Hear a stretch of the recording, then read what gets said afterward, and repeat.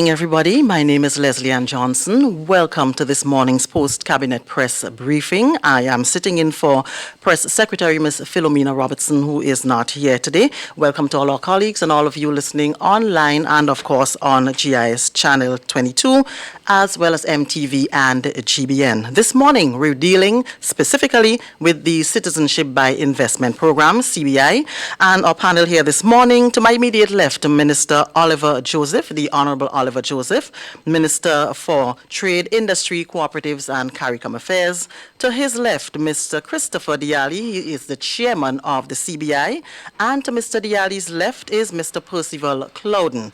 And this morning, Minister Joseph will deal with the policy issues relating to the CBI, and Mr. Diali and Mr. Clouden will deal with the operational and procedural aspect. So I'll turn over to you, Minister Joseph.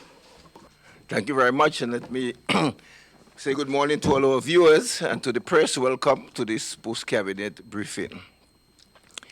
In 2013, when this government was returned to office, we took the policy decision to enter into a citizenship by investment program. Globally, that's not a new program. It has been existing in the UK, Canada, and the US for a very long time. And you find developing countries are now moving to develop that model. It's a model that seeks to attract wealthy investors into your country for the purpose of development. So the citizenship by investment is the process of obtaining a second citizenship by investing in the economy of a host country, that is the country that offers the program. So CBI programs legally confer citizenship status faster than traditional immigration processes. As you know, there are immigration processes that you could follow to become a citizen, but under the CBI program, you can obtain citizenship, in our case in Grenada, by investing in an approved project or contributing to a National Transformation Fund. The National Transformation Fund under Section 10 of the CBI Act requires a citizen to invest $200,000 US in the fund, which goes into the consolidated fund and is used by government for transformational projects. Or you can invest in an approved project, $300,000 US in an approved project, and then apply for citizenship, the workings of which the other two members of the panel will go into. I just want to say why, the question is why did we go into a citizenship by investment program? Well, we want to attract investors. We want to create jobs in the economy. If you attract investors to build hotels and in other sectors, you create jobs. So it's an incentive package for investors to come into your country that will create employment and will generate revenue. In the Caribbean, Grenada, St. Lucia, Dominica, St. Kitts and Nevis, and Antigua all have citizenship by investment program. We have benefited tremendously from this program since 2013. You would have seen some projects. The committee will give you a list of all the investment projects that we're able to attract. And Grenada, being a very stable economy, is very attractive to investors because we have a highly skilled workforce. And when you have stability and good industrial relation climate, these are factors that attract investment. And so Grenada is the prime country, one of the prime countries that is attracting the right type of investors into the country. And therefore, this morning, today, we want to let the public know, because there are some myths surrounding CBI program which we want to clear, but just to say as a policy of the government, it is a deliberate policy to attract investment into our country. So I will allow the other members of the panel to go into how it operates and highlight some of the projects and talk some more about the benefits of the program. Thank you. Thank you, Minister, and good morning again to everyone listening in the various medium. I am the new chairman of CBI. I was appointed in November of last year, to guide the unit through for the next couple of years or so. I want to start off by giving a kind of historical context and look at why, as Minister said, why we went into CBI, and to add to what he has said. One of the issues we have in small developing countries is our economic model.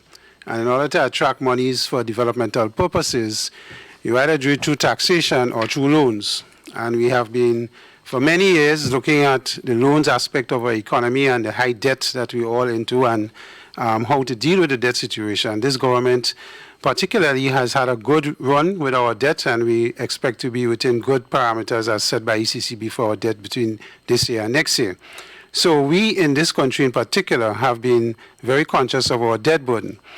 But CBI now comes as as an augmented new area for us to attract investors into our country, and to not necessarily engage into huge loans for developmental purposes. As you know, unemployment is a challenge that we have, and other things that we have in terms of challenges in the economy, social and others. CBI offers an opportunity for countries to look at how they could get investors to come into projects that the government have signaled, or sectors in the economy that have their signal that they want to have sea development be done. So, for example, in Grenada, tourism is an area that we have had an issue with the number of rooms available. And we always had this chicken and egg situation of, if you don't have enough rooms, the airlines won't come. And if the airlines don't come, they won't come because you don't have enough rooms. So one of the priority areas signaled under CBI was tourism. And as you will hear a little later in the presentation, most of the initial projects so far has been in the tourism industry. And we could cite a few for you. But to add to that, to say that the investments that we attract under CBI, as Minister pointed out, an investor will not look to put his money in a country where they believe there is great instability. And Grenada has proven itself over the many years to have a good and low crime rate. We have stable government, we have stable fiscal policies, we have predictable environment as it relates to what we do with our budgets and where our monies go. And we also do a great risk analysis now in terms of the risks that the economy could see in the foreseeable 3 to 5 years. So when you take all that as a package, investors, when they come and they look at that, they believe that this is a country that we can safely put our money in through various instruments, CBI being one of them, so that we could develop along, and they could get returns on their money and get back their money. Because eventually you don't want to put your money in a place where you can't get it back and you can't grow it. So through the CBI program, we have set up under the Act 2 sections, Section 10 and Section 11. As Minister alluded just now, Section 10 deals with attracting monies into the National Transformation Fund, and Section 11 offers you citizenship through developmental projects, and where you would invest in those projects, and as a result, the applicants through their local and international marketing agents will get the afforded opportunity of getting passports and citizenships based on the investment and the areas they invest in. I want to spend a little time on the NTF, the National Transformation Fund, and to say that in the NTF, when we set up the NTF is set up in such a way that the monies that come into the NTF can assist the government in various programs that the government have identified. As Minister said, it's a National Transformation Fund. So government will indicate which projects they want to take money from the fund to invest in. These could be social programs. These could be programs that augment various sectors like IT in the country, as well as set up, deal with issues of debt. If the country was to have a hurricane, we can have emergency access to the Transformation Fund to help in recovery. So we have set up the Transformation Fund, and recently we passed in Parliament a contingency fund out of the National Transformation Fund that must be set up so that it could deal with these emergency issues as they come up, if and when. So we're trying to make ourselves independent as it relates to how we deal with our own ability to meet our own funding needs under crisis issues or other issues. And as I said, it is there to allow for government to identify social projects or other critical projects that we need to get in to move our country forward. So the fund offers an opportunity to get these monies without having to go for loans. And that's the thing I said earlier on. So it gives us an ability to finance ourselves and what we do much better and easier. The other aspect of the CBI program is under Section 11, which deals with investment into direct projects. So, for example, we have Kiwana Bay that is ongoing as a project. Here we will have people invest, applicants will make an application through the CBI process. The application will be vetted by the unit. The security checks will be done to ensure that we attract the right people. And these investors, once they are approved, will deposit their money through their local agent via the project, and the project will get the necessary funding to continue to build out and do what they have to do. Of course, when the project is completed, we have the advantages of Grenadians getting employment through the project, and when it starts operational, locals will be employed in various fields. Farmers will be affected positively in the sense that there will be linkage to the farming community and the many other aspects of it, taxation issues for us and transportation issues for the bus drivers and the taxi men. So we find when we invest in the projects under the tourism model, there is a trickle-down effect right down to the grassroots, which is one of the things that the CBI program tries to achieve and augment the policies of the government. So from that aspect, we believe that what we do in CBI is critical to the development infrastructurally of the country through those projects. As we move ahead in the CBI unit, there will be a number of issues that we'll be addressing in terms of getting the unit more efficient in terms of the rate of processing of its applications. We will be making changes in the unit as well to ensure all of that leads to more efficient aspects. In recent times, we have had a lot of articles in the press talking about CBI, and I'm sure we'll get some questions shortly around that to deal with what happens in CBI. Let me just say that the CBI unit is not perfect in what it will do, and no system is perfect. You will have instances where something will happen or some crack or somebody fall through the crack, but we have set up what we believe to be one of the most secured and layered way of checking security of the applicants. And as I say, so far, since the CBI program have been reinstituted in 2013, we have not had many major issues coming forward in terms of the applicants and what happens. So we believe we have one of the best run programs. Just recently, Grenada was ranked #1 by Best Citizenship Journal. Here we were compared to 10 countries that have CBI programs within the Caribbean and outside of the Caribbean, like Turkey and Belarus and these countries. And we were ranked #1 under various issues in the best report. So, as I said, we're not perfect. We strive to run a program that will mitigate risk as low and as far down as we can. And we have procedures in place to deal with issues as they arise. So I will end there and say that if there are any questions, and if CEO wants to add anything, he can, but I will stop there for the time being, and we shall entertain questions as they come. Yes, good morning. Good morning. It's my first occasion here, so I welcome that. The chairman didn't leave anything much for me to say. Yeah, he covered most of the important things. But all I would want to say is that CBI is a very important entity in this country, and it provides economic development. It's an economic development tool whereby the government doesn't have to take loans, but engages in economic development activities that provide jobs. And as the chairman said, the trickle-down effect from the investors, the foreign direct investment to Grenada, is phenomenal. The projects, we have 7 active projects from a roll of 20 approved projects.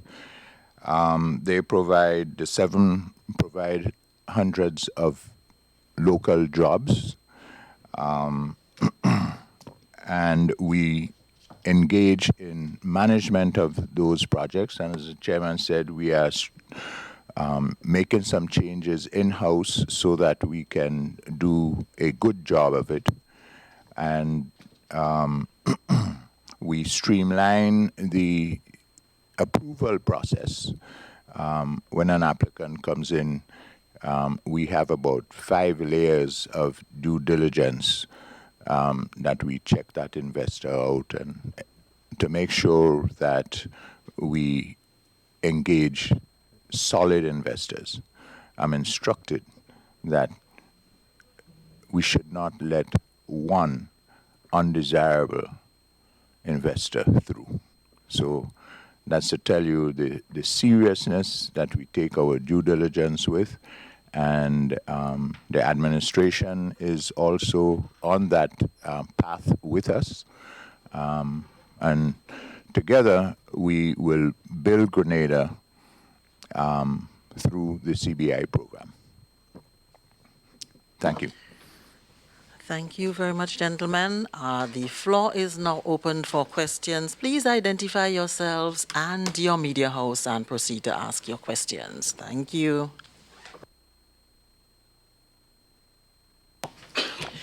Good morning, Callistra Faria. As far as the CBI is concerned, can you give me a total, since 2013 to now, the total number of, I know you have the 20 approved projects, but in terms of people that you've granted citizenship to, a total of that, and a total of revenue collected so far that would have gone into the 2 funds, the transformational and the other one?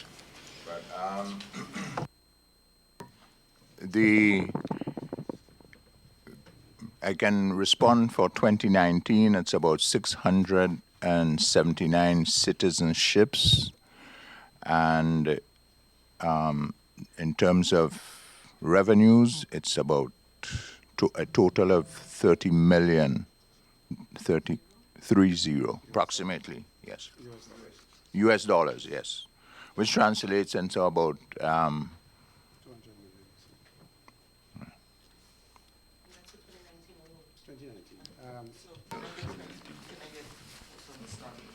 Well, we do a 6-monthly report that is laid in Parliament. We have 3 such reports, and we're doing a July to December report. So you could get the figures there if you need. I mean, we don't have them with us, but you could just access the documents that were laid in Parliament for the last 2 years, and you could get an idea from it as to the amount of applications as well as the amount of revenue so far. Because by law, every 6 months we have to lay a report to Parliament, which gives the statistics. Now, some court documents had emerged when the Leverer situation sort of went belly up with the people who were working together in the beginning. And court documents revealed, well, can you confirm whether or not we did actually sell citizenship or sell passports to people coming from countries that are considered in the international community, or certainly by the United States, as rogue countries, sponsors of state terrorism, that persons coming from those countries have been able to access Grenadian citizenship, such as Sudan, Iran, and so on? Well, first of all, let me clarify that we don't just sell passport. We said it is a citizenship or investment program, and if you're a citizen and you wish to apply for a passport, you will have the right, like any other citizen, to do it. So the first thing is the citizenship program. Secondly, our program is ranked the best because of its due diligence. So if you're a citizen from whatever country and you apply and you satisfy all the due diligence tests, then you will be granted the citizenship status. And so that is how it operates. We have which is called the World Bank, in fact, refer to as the gold standard for citizenship. Thorough check. A lot of applications have been denied because they did not satisfy the due diligence test. And therefore, it is a very thorough program in terms of who obtains citizenship under the program. Thank you, Minister. So, have anyone who has passed our very stringent due diligence checks come from the countries that I had mentioned? I can repeat them: Iran, Sudan, and Okay, areas so of let me that part of the answer world. your Have anyone come from that world? Whether or not they pass the test? Question directly. Yes. Normally, the United States will issue lists of countries that they consider to be, for want of a better word, not serving their purposes internationally, or list them as terrorists, or whatever listing they give them. It depends on the timing when the countries you would have spoken about would have been listed. So, for example, I can tell you for us in our jurisdiction, Iran and North Korea are two countries that are not to be and applications are not to be entertained based on the recent listings that have come out. So it is possible that based on the countries you mentioned, all the due diligence was done, probably citizenships were given, but at the time they weren't listed as countries that were rogue in that respect.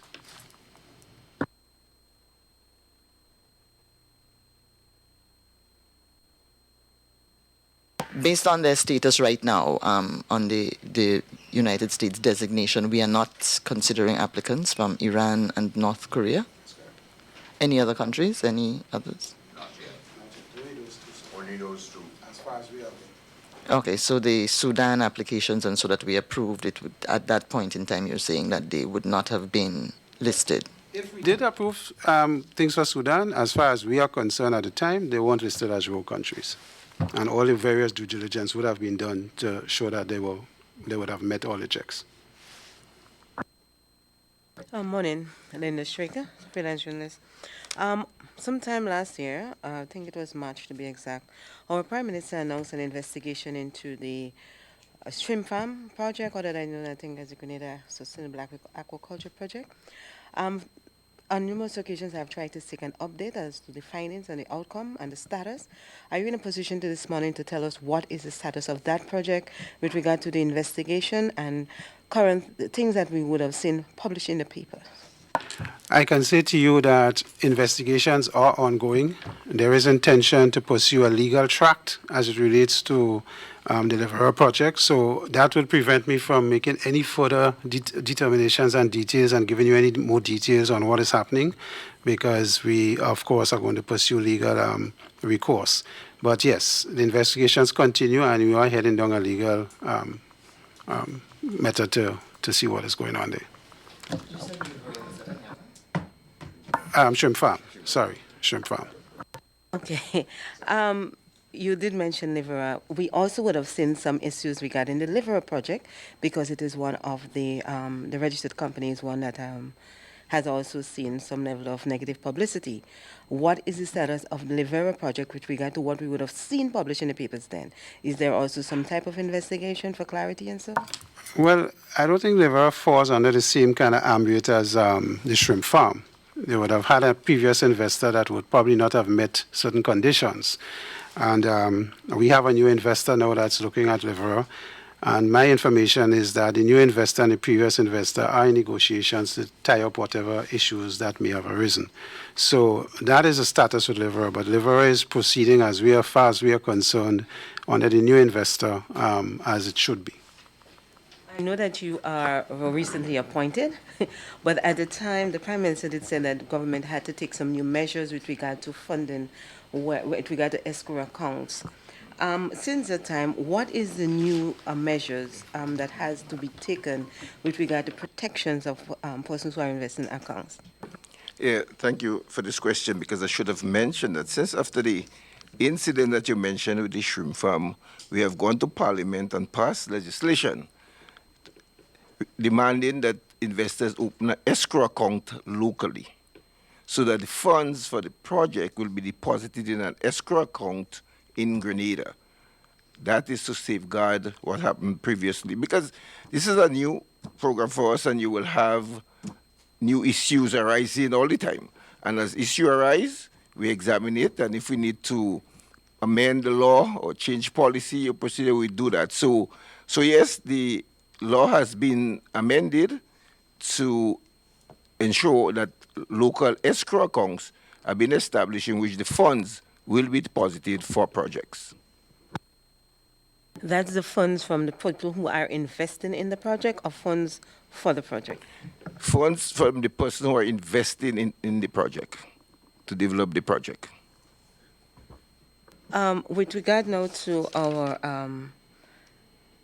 the international agents, I think they're called marketing agents, right? Are you in a position to tell us the number of international as well as local agents? There are 46 marketing agents and 22 local agents. International marketing agents? Yes. 46. Local agents, 22.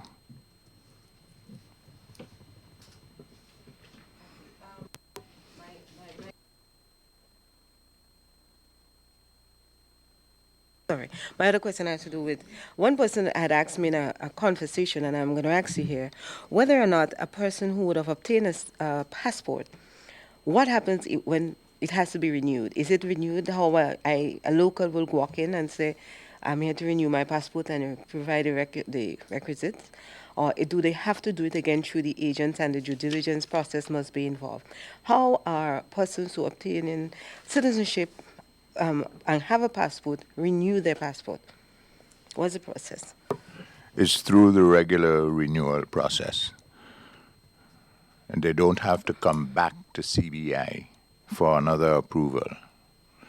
However, our due diligence activities are so heavy that should there be any obstruction while you have had a Grenada passport, the due diligence companies do follow up on those who were issued passports, and should they find anything derogatory or negative, we have the option to revoke the passport. The program started since 2013. Have we revoked any persons who have received passport? Have we revoked any citizenship and passports? Not to my knowledge at this point.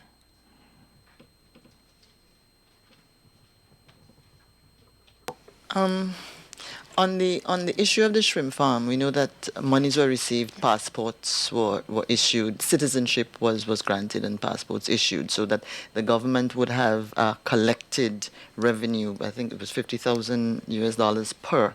Can you tell me which fund that money went into, and how did Grenada use that money? Well, as indicated earlier, Callistra, we would reserve comment on the shrimp farm issue until the investigations are completed. Okay. Rena Pierre, GBN, Minister Joseph, my questions are for you. Could you comment? I know that the U.S. Secretary for the State is visiting Jamaica to meet with CARICOM leaders next week. Could you tell us who would be representing us, or if we'll be represented at all? This matter did not come up at yesterday's cabinet meeting, so I do not have an answer for you. Okay. Another question. It's relating to your constituency. We have the Juvenile Center.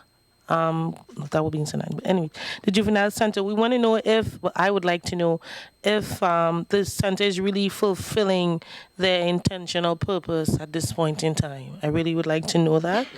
And as it relates to the young men or young people involved, proper supervision. We had 6, 1 still at large. Do we have the proper supervision for them? As far as I'm aware, this center is playing a critical role in helping shape and transform lives of young people. There are a lot of benefits. They did extremely well last year in the CXC exams and in the skills reading. So from my knowledge of it, it's meeting its objective. With respect to the person that you said is not yet, it's still missing, I cannot comment. I have no further information on that, but I know that they're properly staffed, and the Ministry of Social Services is the ministry that under which they operate. So I could only speak from the best of my knowledge, sitting in cabinet and listening to the minister, that we are satisfied with how it is operating.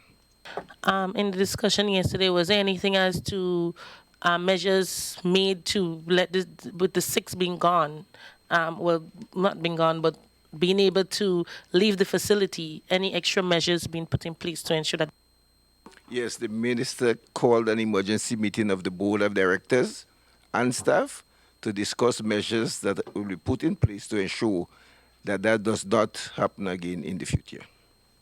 Right. My final question, it's regarding the Langine Corner. I know that there's some work being done at it. I think it's in between Windsor Paris and Pegmotor.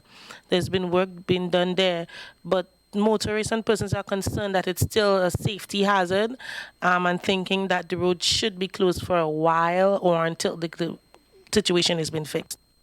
Yeah, I've heard that concern. It's in my constituency. Work started to build a wall, and then the road collapsed, and they started digging into it. When I spoke to the Ministry of Works engineer, they said they are meeting with the police and they will make a decision.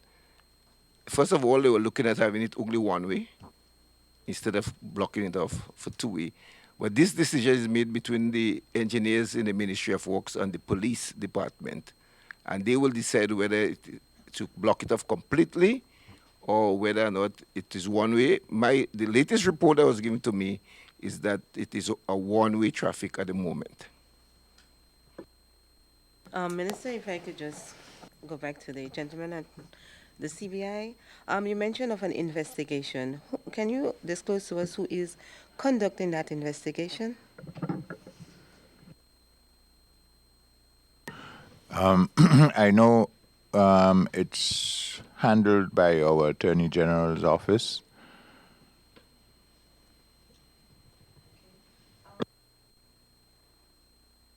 Sorry. Sometime last year, I think, in 2020, right? I think in 2018, on the CBI website was noticed of, I think of the people who are the shrimp farm. No application is accepted from that company, to that company. It is posted on the website, I think it was from October 2018, that no, the committee is no longer accepting application to that project. Are there any projects that Grenada has ceased to accept application from? And from the time it has started, are you in a position to tell us how much the CBI is contributing to our GDP? I can see that there are no further applications under the shrimp farm issue. Yeah, I understand that is My closed. question is if there are other projects where No. similar measures were taken. Not on the current projects that we have, apart from the shrimp farm issue. GDP contribution, CEO, you have an idea? Thanks.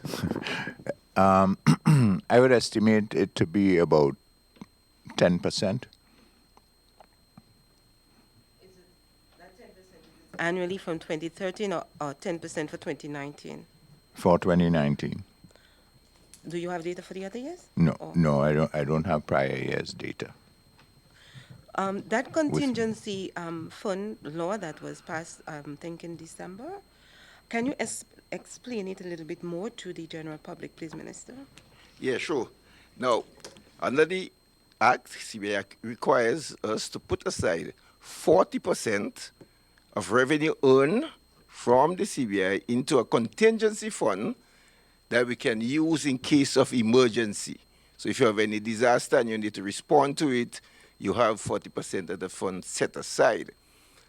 That is different from when we present the budget and we talk about a contingency under the budget. This contingency and the budget is to meet recurrent expenditure. See, this contingency fund is directly related to the revenues collected under CBI that must be set aside. So we have a set aside of 40% of the revenue collected that we can use, and the Act goes into all the details, how you could use it, when you could use it, what will trigger it. You know, I say disaster is one such area in which you can use this contingency fund, and therefore the law sets clearly how you could access this contingency fund. I know that it should be managed, I think, or supervised by a committee. Can you tell us who are the members of that committee? Right. As well as who are the other members of the current CBI committee, besides the chair, which were introduced Or the today? CBI, current CBI, no, well, you're talking about two different Yes. committees. I will deal with the one with the contingency. Okay. The chair will decide, will tell you about who are the members of the current CBI committee, right? Now, there's a committee. What the law identifies the area from which the people must come from, so the actors pass in December to take effect in January. Very soon, Cabinet will name the members. The ECCB will have representative. In fact, the ECCB, the funds will be held. The ECCB will have control in terms of investing the funds. And where is the best place to invest the fund? On the international market to invest these funds. Because if you have 40% in a contingency fund and it's just lying there, then you get no benefit from it. So it will be done to invest. So it's very soon. The members, as I say, all what the Act says is where they should come from. One from finance, one from accounts, one from business, and it will be named very shortly by the Cabinet. The members of the current committee will be dealt with by the chairman. Right. Well, we have myself as chairman. Our deputy chair is Mr. Ronald Theodore from GIDC. We have Mr. Philbert Charles sitting. We have Dr. Wayne Sandyford, Ms. Ophelia Wells, and Ms. Edith McDonald, and Senator Katisha Williams. Gentlemen, may I just ask, while Grenada is a prime country, what else can be done under the CBI program to ensure that the program maintains its credibility and possibly even become better? Thank you. One very important point to maintain its integrity and expand it in terms of longevity would be the due diligence factor. That clears us from accepting or putting through in our communities undesirables. And I think that's one of the most important things. The other important thing is in terms of program, we are instituting now some mechanisms where we monitor the payments coming in. We want it to be on a timely basis. So we have been developing processes to maintain that. As I'm on the line, I would just, I want to compliment the minister and the administration for having thought to put 40% in a set-aside account for incidentals like disasters. I spent a long time in a disaster area, and after a hurricane, for example, the residents go scampering here, there, and everywhere without direction, without any monies, help, except for the federal government because it's a U.S. territory. We don't have a federal government, a U.S. government to back us up. So that contingency fund is well placed. Let me just add to the due diligence aspect that you mentioned, because I think it's important that we understand the multi-layered aspects of that. And because of how the program is set up, when a potential applicant makes an application, there are a number of checks. So you have the international marketing agent that have to do some vetting and checking. You have the local agent, that's another layer, that has to do a number of checking. When monies are received through the banks and through the banking system, the source of the funding have to be checked again to make sure it's coming from a requisite source. And then we have the international agencies that do the checking, like Exeter and, of course, FIU and so on, that does further checks to make sure that these applicants are what they say they are, and the monies that they're coming with comes from a source that can be trusted. So we have this multi-layered level of checking and security screening to ensure that we reduce the risk to almost zero, and to ensure that the applicants that come are bona fide people. So I wanted to spend a little time on that because I think it's important for the public and the general to understand that we do maximum screening at both regional, international, and at international levels to ensure that the applicants are properly vetted. And that, to answer the question posed, that helps in ensuring that the program continues to have sustainability. Because if you have a program that attracts rogue people, then in no time your program can fall down based on pressures from the international community as well as the locals. So our system of checking depends heavily on an applicant actually not really being in any of the formal systems, so that even if they are involved in anything questionable, unless they have been tracked officially by an agency or something, we really won't. We have no other way of there are no other methods besides what is already on the books. Well, I mean, if you're a citizen from another country that has a certain amount of disposable income and you want to apply to a program under citizenship, whether it's this country or any other country, first of all, one of the most critical checks is the money. Follow the money. If you follow the money, you tend to get an understanding of where or how the monies came about. Most of this will come from bona fide businesses that they invest in and so on. So we will follow that. And of course, we will follow the other things that comes with the application, your education level and so on, your citizenships and so on, so that we get a profile of the person. So when the international security companies do their checks, we check for bankruptcy, we check for companies that you are involved in, what business they're involved in, and that type of thing to ensure or to give us some level of satisfaction that when the monies come, and then the banks do their own checks to their own international agencies as well, to ensure that these monies are coming from bona fide sources. If you're outside of a system, I don't know how it will come, because if let's assume you're a drug lord and money laundering, you must put the money into the system somehow. And once the money comes in, then we follow the money. So it is difficult to be outside of the system and come in to say buy citizenship, because you must declare the source of your funds, as an example. So, well, terrorists and drug dealers and so usually find somebody clean to do their work for them and create their money trail. That is the whole point of it. Because I have a question for the minister.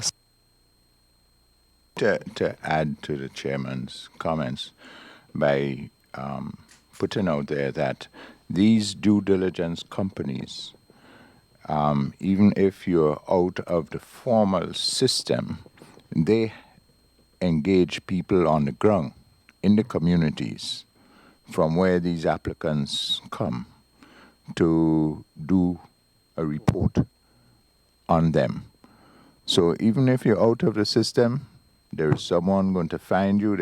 Because we furnish data to the due diligence company that they send out their people on the ground to gather information.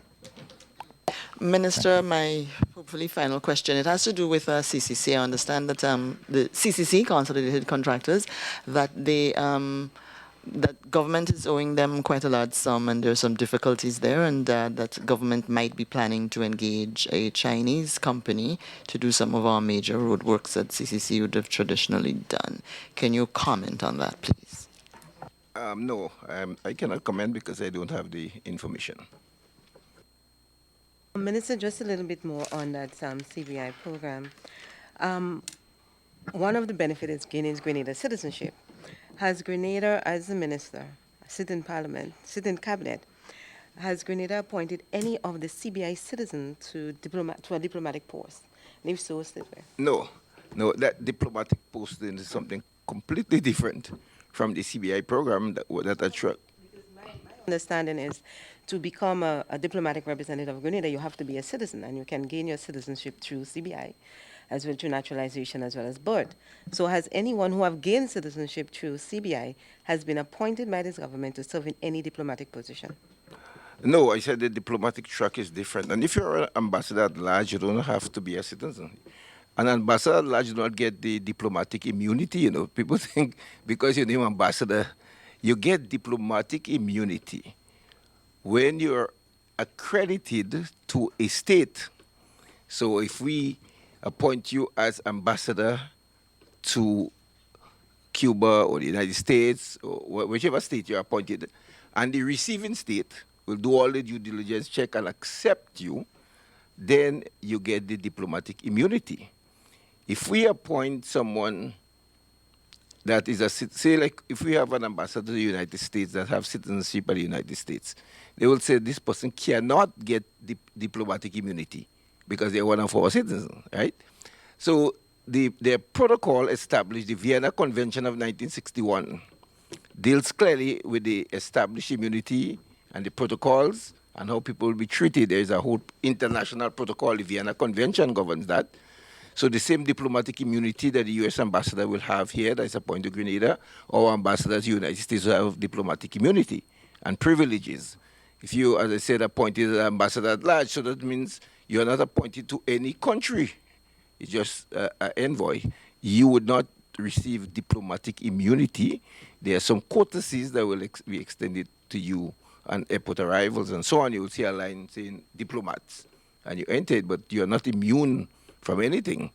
And I think that sometimes it's confused with all holders of diplomatic passports getting immunity.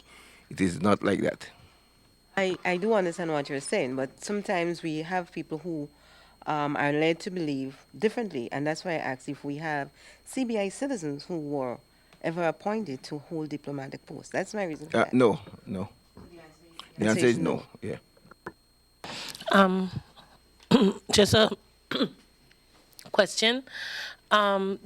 Based on a lot of things being said and reports made by Al Jazeera and stuff like that, my question is here, our CBI program, is there any case where, or is there anything stating where ministers or persons within government bringing in investors to be a part, or introducing investors to be a part of the CBI program? Do they have that kind of privilege? Well, anybody could bring an investor to the country. The idea is if you want to do your investment under the CBI umbrella, then you have to follow the dictates of the law that allows you the privileges to be part of the CBI program. But investors don't have to come under CBI, and anybody could introduce an investor. I could introduce an investor to the government in a particular area where they may think that there is need for development and so on. So it doesn't restrict in that sense. But once you want to come under CBI, then you have to follow the rules and the law as the CBI will have for that. My final question to you, Senator Diali. There are people who feel that in your present position, you have a conflict of interest. You represent the business community in the Senate, and now you're representing a government entity. What's your comment to this?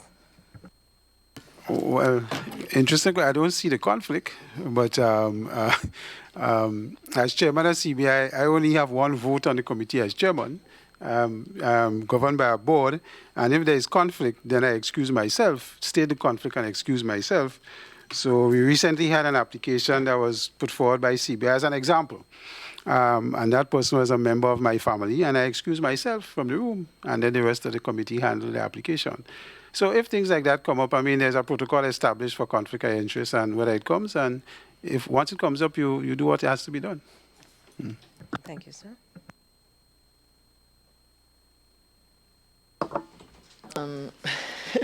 Thanks, Liz. Any update on our oil and gas situation? I don't think we've heard anything for a while. The last I heard was that a Chinese company had bought over interests from the Russians, who seems to have run out of the requisite funds for what needed to be done. Any updates? And can we now say, I know government had refused to tell the people of the nation what is the name of the new entity that now has exploration rights. Can we now know? So an update, sir. The government has made all the information available, and what the latest position you've heard from the government is still the latest position. I have no other information to the contrary concerning any new company or whether drilling. I think the appropriate minister responsible for energy, will make a statement in due course to keep the nation involved. Colleagues, are we through? All right, thank you so very much. Is there any final word any member on the head table would like to make before we wrap this up? Yeah, I want to say that this citizenship by investment, perhaps we need to do more publicity with respect to how the country is benefiting. Because coming into St. David's will be a new hotel that will be constructed as a result of the citizenship by investment program. This hotel is expected to create hundreds of jobs for people of Grenada. And of course, for St. David's, it's huge because we need to attract investment of that nature into the rural areas of Grenada. And we have other areas in the island, St. Mark's, for example, where I know a next CBI project is going to be located. And there are tremendous benefit. So this fear of CBI, I think, is because of a lack of knowledge and maybe the citizens not involved enough. So I'm aware that the CBI committee has this year decided to keep the public relations up in terms of informing the public of the benefit of the program, because it does bring a lot of benefit to the people of Grenada.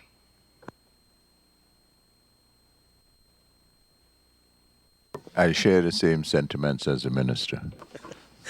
Thank you very much. All right, thank you very much to the minister and, of course, the officials at the head table, and to all our colleagues and, of course, all of you viewing online or on GIS TV, GBN, as well as MTV. So just to remind you, the Honorable Oliver Joseph, Minister for Trade, Industry, Cooperatives and CARICOM Affairs. To my immediate left, to his left, Mr. Christopher Diali. He's the chairman of the CBI, and to Mr. Diali's left, Mr. Percival Clouden, the CEO of CBI. And, of course, we've been speaking this morning specifically about the citizenship by investment program, and it is important to note, as the minister said, more needs to be done just so that the public understands the benefits of the CBI and that there are no misconceptions. Thank you so much, all of you, for coming. Thank you, gentlemen, and thank you, all of you, for viewing. Have a great day.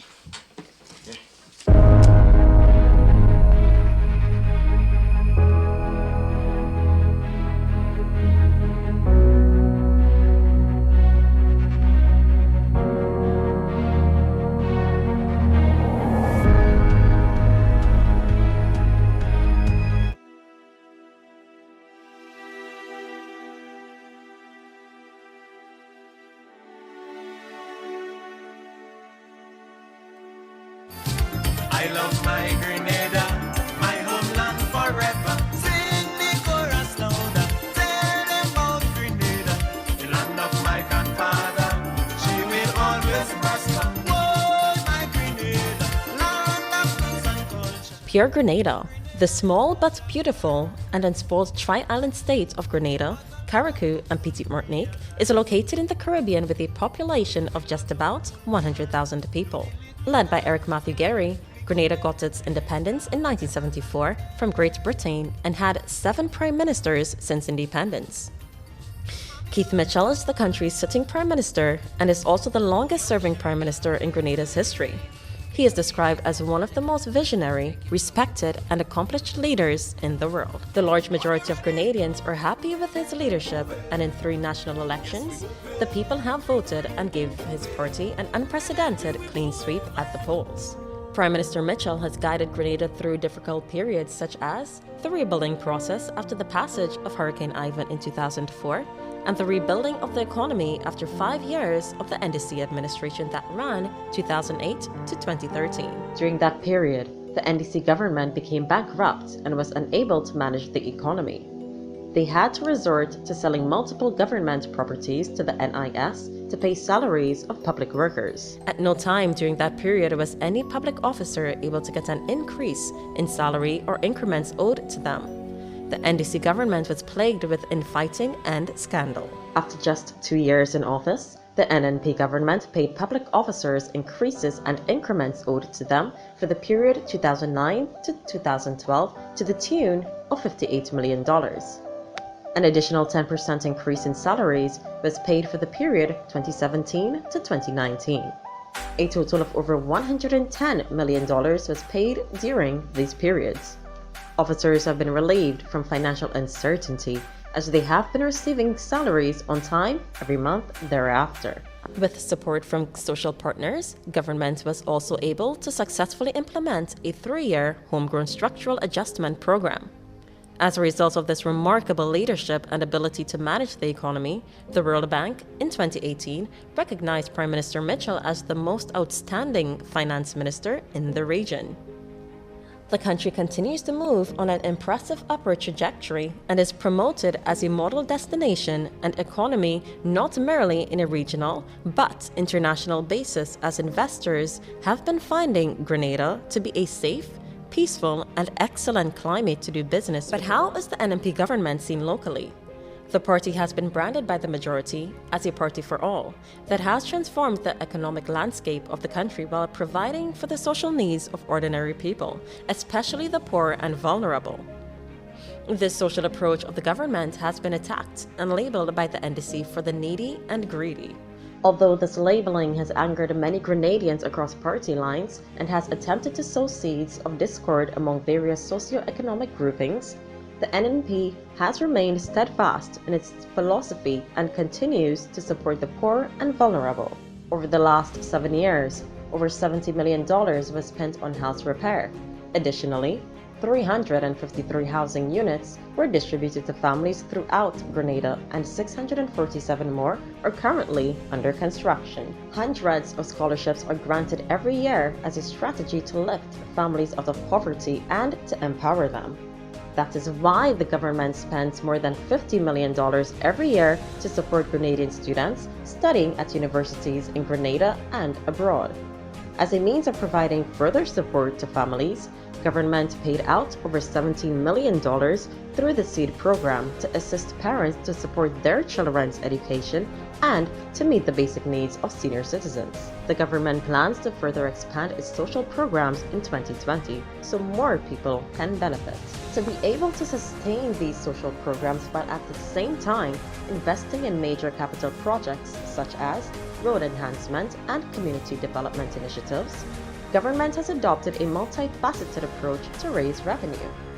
One such means is the Citizens by Investment program, which has led to significant investment opportunities.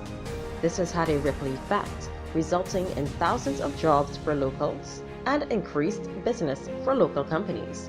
It has also reduced the need for increased taxes. In addition to the many projects already started, such as the Silver Sands Hotel, which opened about a year ago, at least 4 more hotels are earmarked to start construction work in St. Patrick's and St. David's.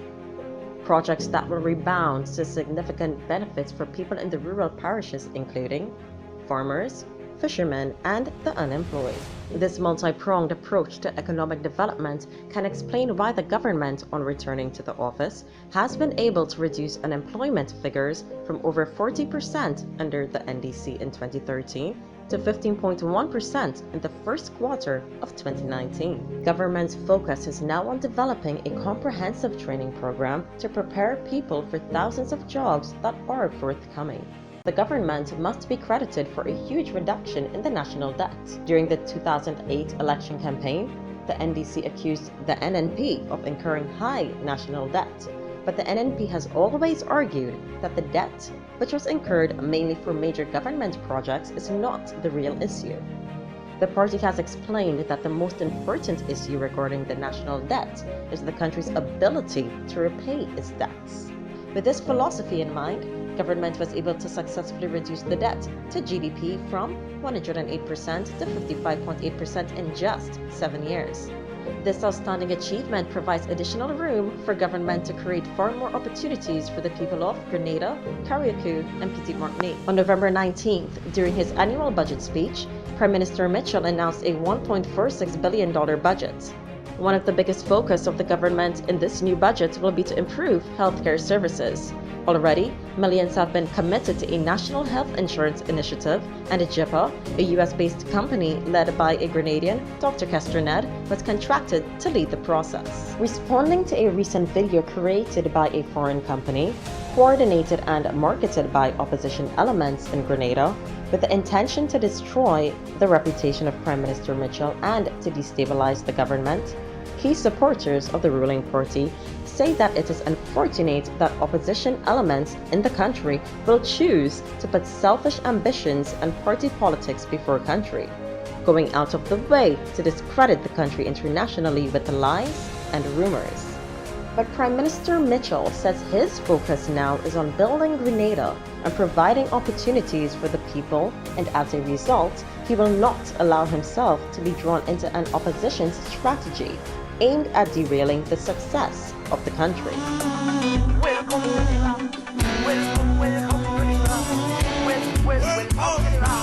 Despite the local party politics in Grenada, the tri-island state of Grenada, Carriacou, and Petite-Martinique continues to be a shining star in the region and a beacon of hope for the economic prosperity of the Caribbean region.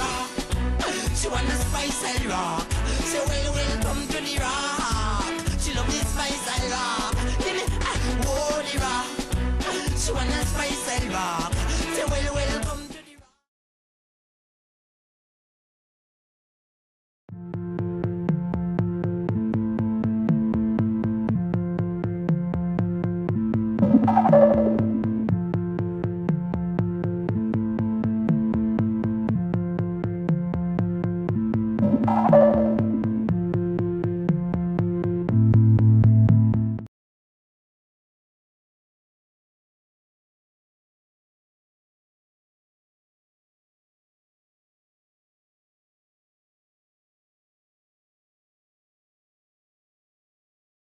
CBI means citizenship by investment. It means persons who are desirous of becoming Grenadian citizens, who don't qualify under the other categories that I'll speak of in a minute, can become citizens of the country by investing in Grenada. You see, there are various ways you can become a citizen. You can become a citizen by birth.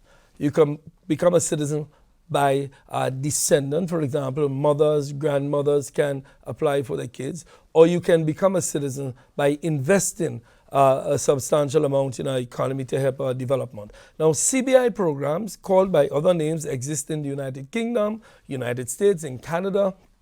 I remember when I was in Canada in the 1990s when Hong Kong was going back to China, many Chinese became Canadian citizens through investing in Canada. In the US, you have programs where you can invest maybe $500,000 or some other amount and become a citizen. So you become a citizen of the country. In the US, you don't become a citizen, you may become a resident of some sort. But in Grenada, we have, as in other Caribbean countries, as in many European countries, persons who are desirous of becoming citizens of other countries besides the one that they were previously citizens of can invest in Grenada and become citizens. In our case, you have two ways in which you can do it. You can apply under Section 10 of the Act, which says you invest a certain amount. I think it would be in the region of $200,000 US, $500,000 EC, and that's an investment directly to the government. Or you can invest in one of the projects that the CBI has approved. So you have Kiwana Bay, you have the Leverer project, you have the Range project in St. David's. In fact, we are getting 2 hotels in St. David's now, a Six Sense Hotel, which is a high brand, and the Intercontinental, which is another high brand, through people coming and invest in the projects and becoming Grenadian citizens. So that is CBI. It's used in many countries in the world, as I said, including the United States, United Kingdom, Malta, Moldova. Countries all over the world have the CBI programs through which they attract investment into the country through persons who are desirous of becoming citizens. Minister, just explain a little bit more. One of the benefits is getting a passport. Does that passport allow them to have all the rights and privileges as a regular citizen? When you become a citizen of Grenada, yes, you have rights and privileges of a Grenadian.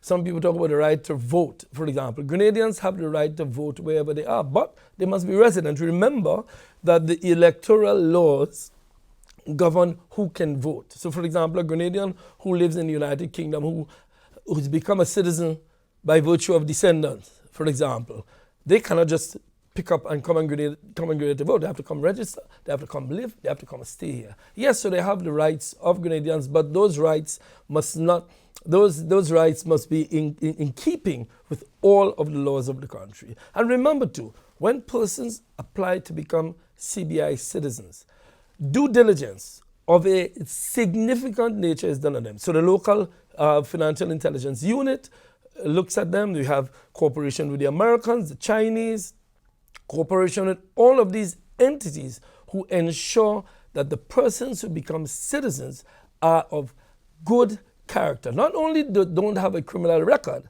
but they have good character. So that is done initially if, of course, they violate any laws subsequent to becoming a citizen. Then the area or the jurisdiction in which they commit the crime or whatever act will deal with them. So if they commit an act in Spain or in Germany or in Grenada, the laws of the country will govern them, yes. Looking at the statistics from the CBI, I realize that there has been an increasing number of persons being denied. Are you able to share what are the reasons for denying citizenship? Denying the application through CBI? Of course. Because as I said, due diligence is done, and anything that comes up that suggests that a person is not of good character, the government denies. You know, as you journalists say in writing your stories, when in doubt, you leave out. And that is what we do in terms of CBI. And applications, not only through CBI, but remember, persons apply through residence in Grenada for citizenship, people apply through descendancy. So anything that suggests that this person is not the kind of person. Remember, for example, places like Canada or the United States. You go to the United States tomorrow and you apply for a green card, as many of our people do. They do their checks. You have a criminal record. The same checks that all countries do, we do. So it is not anything underneath or peculiar about CBI.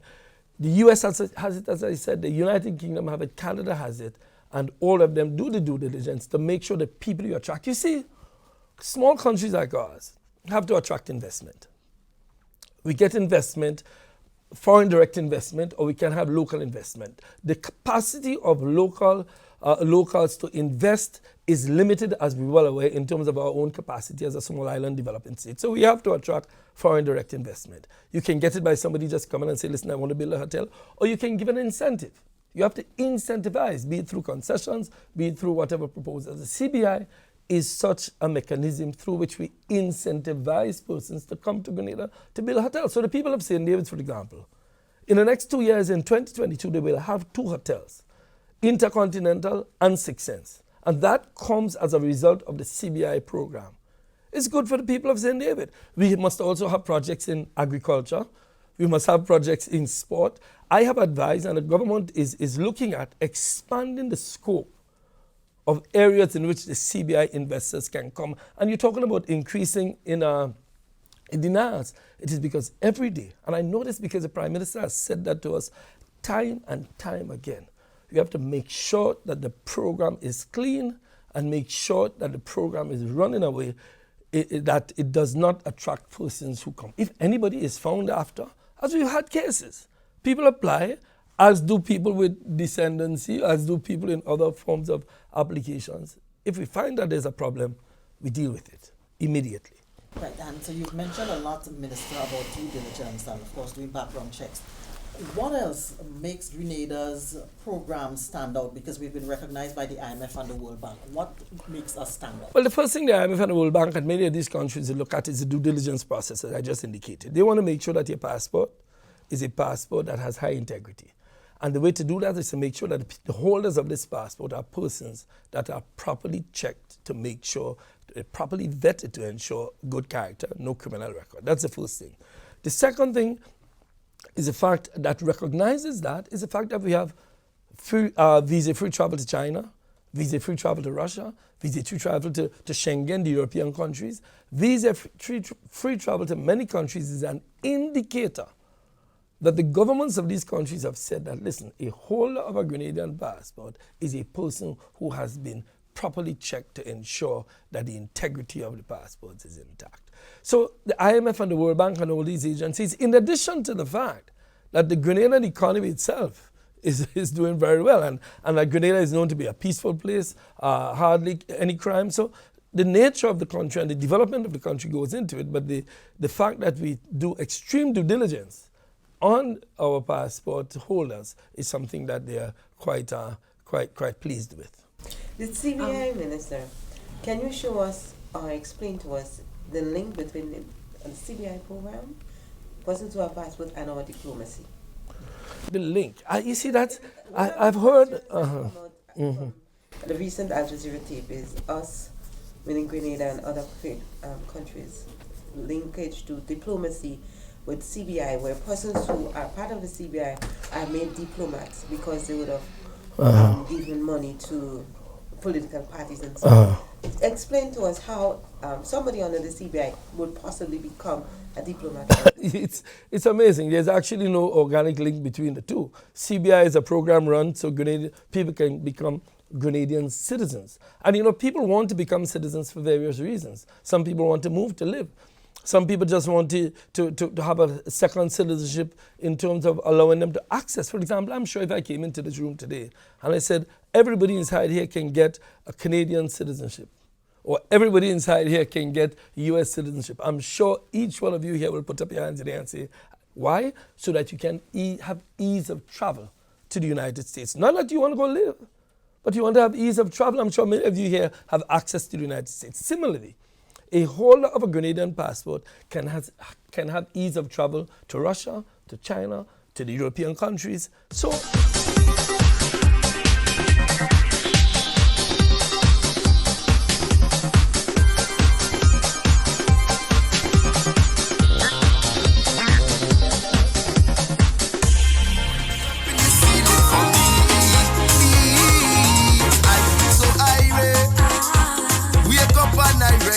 must make it ever steady. Setting goals is necessary while they hiding.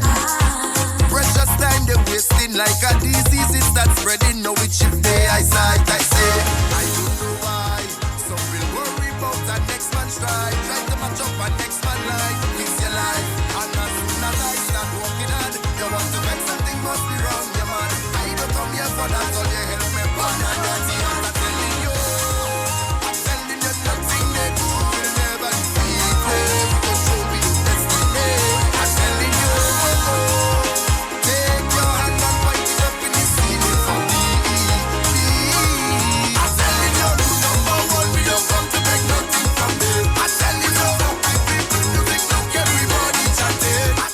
Good morning, Grenada.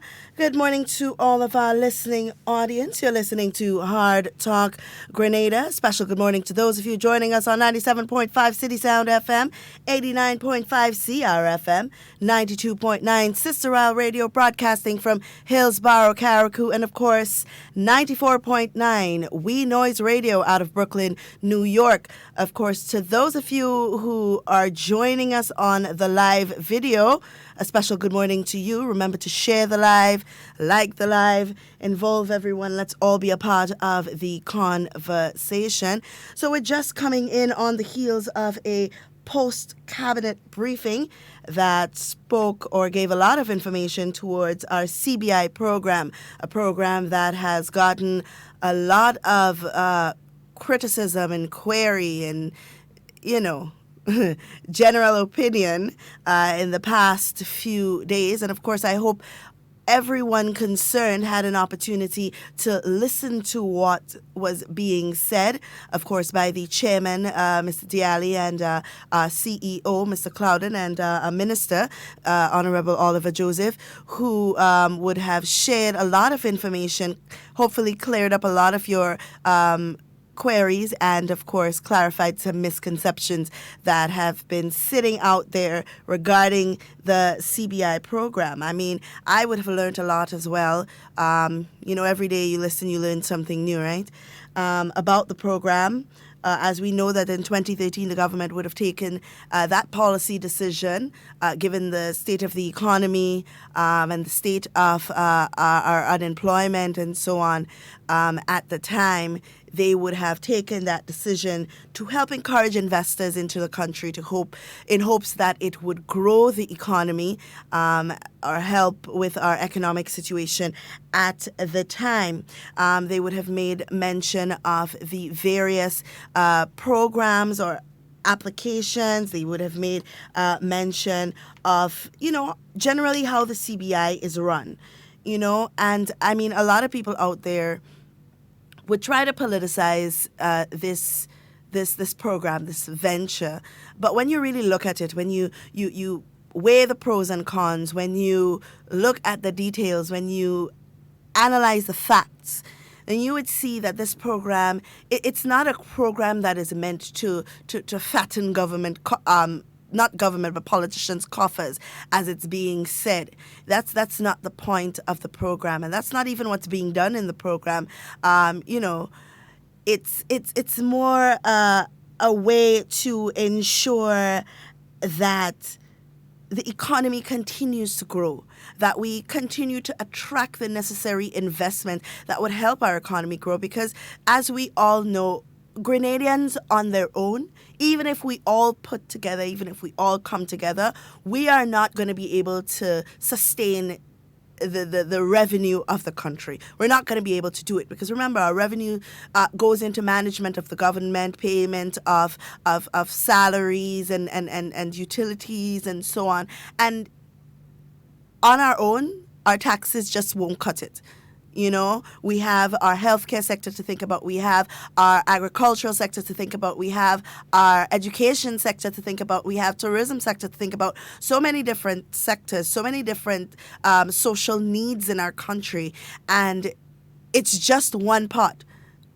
So we have to, of course, outsource. We have to look elsewhere for investment, for ways in which we can help support and sustain the economy in Grenada, and when we find a way, when government looks for a way, I mean, you are going to have the naysayers. You are going to have the people out there who are just going to go all in on criticizing what the government does. But we as a people must sit down and for ourselves make deliberations, make decisions, think about things on our own. How can this benefit the people of Grenada? So the monies from the CBI is being placed into Grenada. It's being invested into our country. And if you don't believe me, there's proven fact. But apart from that, they would have mentioned this morning that you can contribute to CBI in two different ways, right? There is the National Transformation Fund, which is a very good fund, as I must say, because it assists or you can contribute to different projects that the government has that helps to build the economy, whether it's a social program or whatever it may be. These projects help to build Grenada. It helps to build our economy. It helps the people of Grenada. I mean, how can you argue with something like that? How can you contest? How can you object to something that helps build our people? And as the chairman said, the CBI isn't perfect. There is no program in the world that is 100% perfect. There will always be shortcomings. But what makes the program good is the fact that the people that sit on the board or the people that sit on the helm can identify that there are shortcomings and put together strategies and ways in which they can work on it. Guys, remember, it's Tuesday. Our lines are open. We're only here for a very short time because, after a press conference like that, what more can I come here and say, right? But to sit and just provide information and to reiterate the points that were given. So our lines are open. It's 440-7377 for local calls, 440-7377 if you have a WhatsApp message that you'd like to share, 347-329-3101 on our overseas line. For those of you who are listening to the press conference this morning, to our post-cabinet briefing, let us know something that you learned, some misconception that you may have had that's been cleared. Let us know that we're actually teaching you something or that we're actually making a difference, all right? Give us a call and just share with us what you've learned and what you know. As they would have stated, there are 20 approved projects, right? 7 of these projects have already been implemented. You know, we have the Kawana Bay, Mariposa, Silver Sands, the St. David's Agro, we have the Hideaway, True Blue Resort. We have P.T. Calavini, Mount Cinnamon. And you know, these are the projects that have already been implemented that we are already benefiting from as Grenada. Let's take Grenadians. Let's take, for example, the Hideaway, True Blue, right? A total of $22 million was invested into this 44-bedroom condominium development. Right? $22 million. It created 70 construction jobs.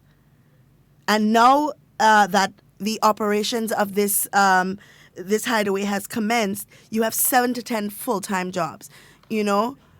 And let's think about the trickle-down effect of this. You have farmers that will be affected by this simply because they would need produce, right? And that's why we always encourage Grenadians. The little that you do in farming can go a long way. You know, there can be avenues provided for farmers, but you have to want it. You know, you have to take advantage of the opportunities. They can put the food at the table, but, you know, we can't make you eat the food. You have to want to eat it, right? And of the 20 approved projects we have, just to name a few, we have the Horseshoe Cove Resort, West Indian Spice, Range Six Senses, Grenada National Tourism Project, right? And I believe that's the project that will be taking over the Lavera project, right? And that's in St. Patrick. It's a 500-room hotel, right? And that's going to be constructed in Lavera. And a total of $2 million, right? Estimated to be invested, where we're going to have things like restaurants, golf course, amusement parks, duty-free shops, and a turtle museum. We're talking about more investment. We're talking about more attraction towards our tourism sector, you know? So we have to just think about these things. We have to be mindful of these things as time goes by, you know. And when you hear the negativity out there, be informed so that you are able to rebut those negativities with all of the positive things that are happening in Grenada. Because as much as the opposition forces would like people to believe that, oh, Grenada is doing so terribly. You know, we have nothing going for us as a people. Grenadians are struggling. The economy is terrible. As much as they would like people to believe that out there, we will sit here behind this mic and let the people know that that is not so. Grenada is thriving. We have people who are dying to invest in our little country.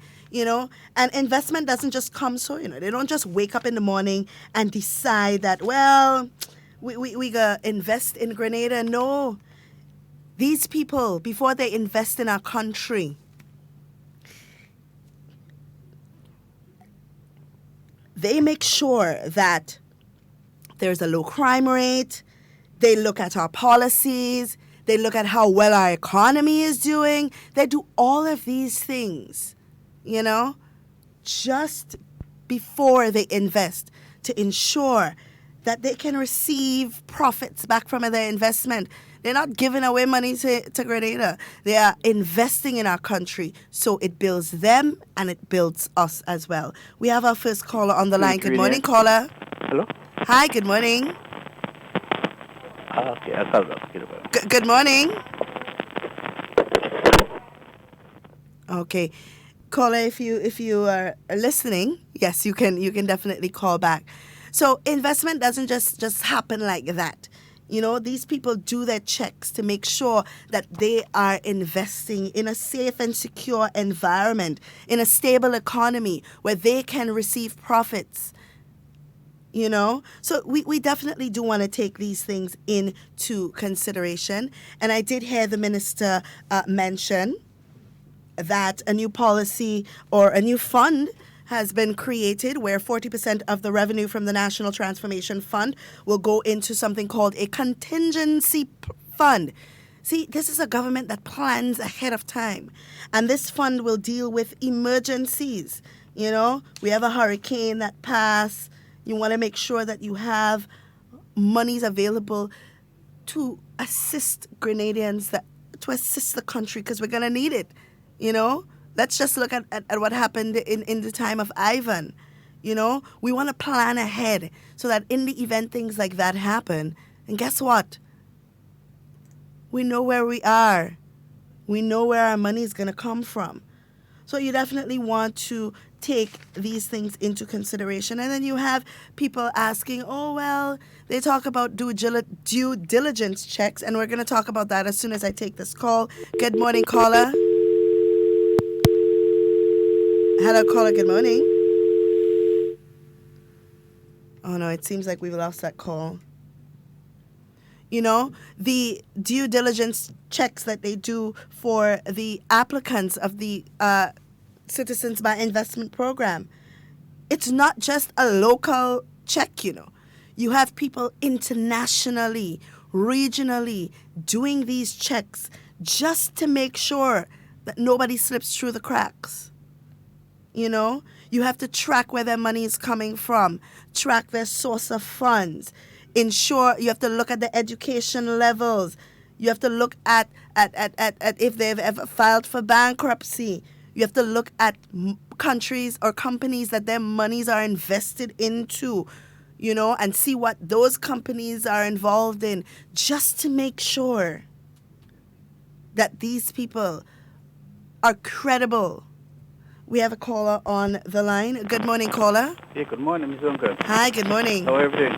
Good. How are you? Yeah, Ms. Duncan, I want to say the CBI program is an excellent program, a wonderful program that brings a lot of benefit to the Grenadian people. Because when you look at the amount of hotels, the amount that are taking place, you can see the rise in tourism, and it also benefits the farmers. There are more hotels, more rooms. That means the farmer had to produce more. And more they produce, the more money they will make. And that's why the government is investing on the farm road, so that when the farmers plant the crop, they can reap more crop to sell to the hotels. Right? And they can make more money. So I want to say it is a good program, and this program is well vested, well vetted, that no one will pass through the cracks. So I want to say well done to the government for coming with this program. So, Ms. Duncan, you have a wonderful. God bless you. You too, and thank you for your contribution.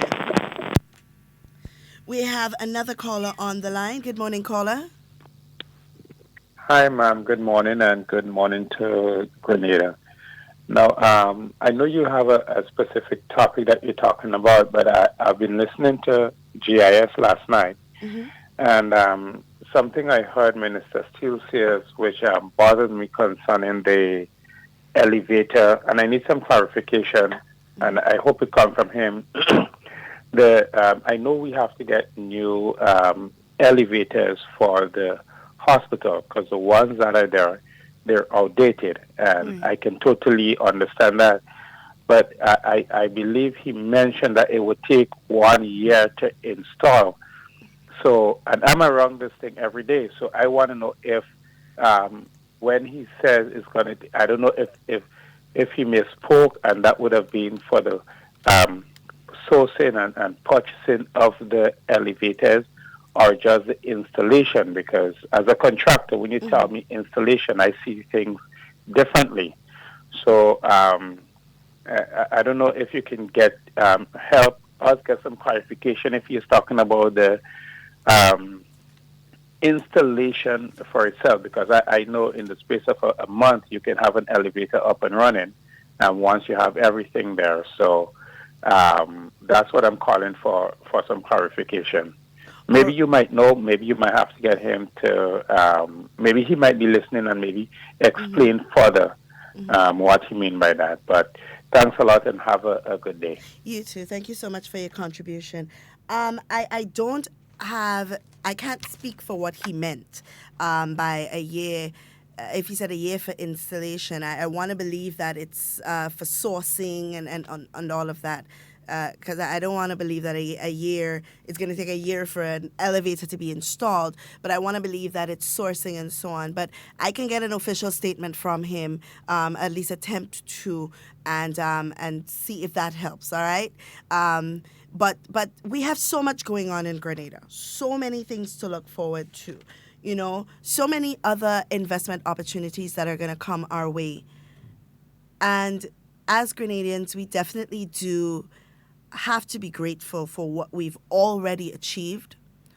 We have independence coming up, and it would be nice if one of our media entities can grace us with a program that highlights where we've come from, you know, from independence all the way to 2020, you know, because we really have come a long way as Grenadians. I mean, we're a visual people, so I don't want to sit here and tell you that in 1979 we get this, and in 1980 something we got that. But if we, you know, can accompany it with a bit of pictures, a nice little interview from somebody, that'd be nice, you know, to kind of highlight where we've come from and where we are now as a people. We have come a very long way. A very long way, and we have so much to be thankful for as a people in Grenada. Like I said, we're going to have a very short deliberation today, a very short conversation today, because really there isn't much that we can tell you, but you can listen to our repeats. There will be a repeat of the post-cabinet briefing where you can gather all of the information about the CBI program. You know, we have so far gotten a revenue of $30 million from the CBI program alone. You know, that's investment in our country. You know, that goes to fixing social problems and fixing roads and fixing schools and all of these things. We have so many things to be done in Grenada. Our taxes can't do it alone. We must get investment from somewhere. It must come from somewhere. And of course, we must apologize. This morning, we had just a little hiccup with the national report. So we are going to be playing it again close to the end of the program. But for now, what we're going to do is we're going to let the information speak for itself. We do have an informed discussion with the Honorable Peter David, and he would have given a lot of information as it relates to the CBI and the attainment of diplomatic passports, because there are a lot of information going out there as it relates to diplomatic passports and ambassadors, and a lot of misconceptions and confusion. So I'm hoping that he can clarify, and I'm also hoping that we can get him in studio as well to have a sit-down discussion where you can call and ask questions that you have, or burning questions that you have regarding it. So we're going to put that to play for you in this time. Like I said, a very short, very, very short conversation this morning. But of course, as we always say, in whatever you do, whatever you say, be safe, be secure. We want to always be talking with you and never about you. Enjoy the remainder of your day.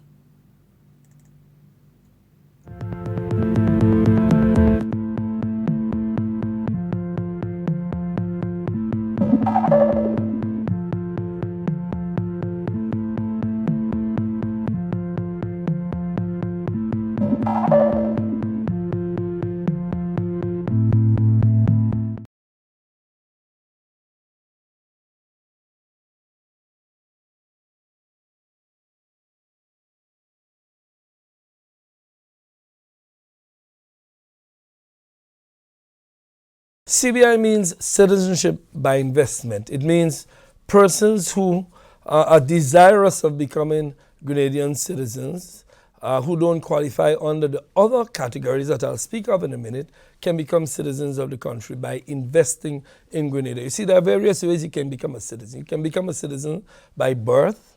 You can become a citizen by descendant. For example, mothers, grandmothers can apply for their kids. Or you can become a citizen by investing a substantial amount in our economy to help our development. Now, CBI programs, called by other names, exist in the United Kingdom, United States, and Canada.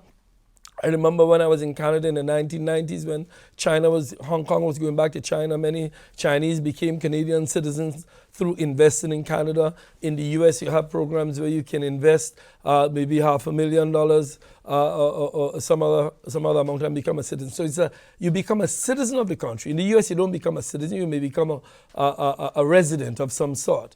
But in Grenada, we have, as in other Caribbean countries, as in many European countries, persons who are desirous of becoming citizens of other countries besides the one that they were previously citizens of can invest in Grenada and become citizens. In our case, you have two ways in which you can do it. You can apply under Section 10 of the Act, which says you invest a certain amount. I think it would be in the region of $200,000 US, $500,000 EC. And that's an investment directly to the government. Or you can invest in one of the projects that the CBI has approved. So you have Kiwana Bay, you have the Leverer project, you have the Range project in St. David's. In fact, we are getting 2 hotels in St. David's now, a Six Sense Hotel, which is a high brand, and an Intercontinental, which is another high brand, through people coming and invest in the projects and becoming Grenadian citizens. So that is CBI. It's used in many countries in the world, as I said, including the United States, United Kingdom, Malta, Moldova. Countries all over the world have the CBI programs through which they attract investment into the country through persons who are desirous of becoming citizens. Minister, just explain a little bit more. One of the benefits is getting a passport. Does that passport allow them to have all the rights and privileges as a regular citizen? When you become a citizen of Grenada, yes, you have rights and privileges of a Grenadian. Some people talk about the right to vote, for example. Grenadians have the right to vote wherever they are, but they must be resident. Remember that the electoral laws govern who can vote. So, for example, a Grenadian who lives in the United Kingdom, who's become a citizen by virtue of descendants, for example, they cannot just pick up and come in Grenada to vote. They have to come register, they have to come live, they have to come stay here. Yes, so they have the rights of Grenadians, but those rights must not, those rights must be in keeping with all of the laws of the country. And remember too, when persons apply to become CBI citizens, due diligence of a significant nature is done on them. So the local financial intelligence unit looks at them. We have cooperation with the Americans, the Chinese, cooperation with all of these entities who ensure that the persons who become citizens are of good character. Not only don't have a criminal record, but they have good character. So that is done initially if, of course, they violate any laws subsequent to becoming a citizen. Then the area or the jurisdiction in which they commit the crime or whatever act will deal with them. So if they commit an act in Spain or in Germany or in Grenada, the laws of the country will govern them, yes. Looking at the statistics from the CBI, I realize that there has been an increasing number of persons being denied. Are you able to share what are the reasons for denying citizenship? Denying the application through CBI? Of course. Because as I said, due diligence is done, and anything that comes up that suggests that a person is not of good character, the government denies. You know, as you journalists say in writing your stories, when in doubt, you leave out. And that is what we do in terms of CBI. And applications, not only through CBI, but remember, persons apply through residence in Grenada for citizenship, people apply through descendancy. So anything that suggests that this person is not the kind of person. Remember, for example, places like Canada or the United States. You go to the United States tomorrow and you apply for a green card, as many of our people do. They do their checks. You have a criminal record. The same checks that all countries do, we do. So it is not anything underneath or peculiar about CBI. The US has it, as I said, the United Kingdom have it, Canada has it, and all of them do the due diligence to make sure the people you attract. You see, small countries like ours have to attract investment. We get investment, foreign direct investment, or we can have local investment. The capacity of locals to invest is limited, as we well aware, in terms of our own capacity as a small island developing state. So we have to attract foreign direct investment. You can get it by somebody just coming and say, listen, I want to build a hotel, or you can give an incentive. You have to incentivize, be it through concessions, be it through whatever proposals. The CBI is such a mechanism through which we incentivize persons to come to Grenada to build a hotel. So the people of St. David's, for example, in the next 2 years, in 2022, they will have 2 hotels, Intercontinental and Six Sense. And that comes as a result of the CBI program. It's good for the people of St. David. We must also have projects in agriculture. We must have projects in sport. I have advised, and the government is looking at expanding the scope of areas in which the CBI investors can come. And you're talking about increasing in denials. It is because every day, and I know this because the Prime Minister has said that to us time and time again, you have to make sure that the program is clean and make sure that the program is running away, that it does not attract persons who come. If anybody is found after, as we've had cases, people apply, as do people with descendancy, as do people in other forms of applications. If we find that there's a problem, we deal with it immediately. Right, and so you've mentioned a lot, Minister, about due diligence and, of course, doing background checks. What else makes Grenada's program stand out? Because we've been recognized by the IMF and the World Bank. What makes us stand out? Well, the first thing the IMF and the World Bank and many of these countries look at is the due diligence process, as I just indicated. They want to make sure that your passport is a passport that has high integrity. And the way to do that is to make sure that the holders of this passport are persons that are properly checked to make sure, properly vetted to ensure good character, no criminal record. That's the first thing. The second thing is the fact that recognizes that is the fact that we have visa-free travel to China, visa-free travel to Russia, visa-free travel to Schengen, the European countries. Visa-free travel to many countries is an indicator that the governments of these countries have said that, listen, a holder of a Grenadian passport is a person who has been properly checked to ensure that the integrity of the passports is intact. So the IMF and the World Bank and all these agencies, in addition to the fact that the Grenadian economy itself is doing very well, and that Grenada is known to be a peaceful place, hardly any crime. So the nature of the country and the development of the country goes into it, but the fact that we do extreme due diligence on our passport holders is something that they are quite pleased with.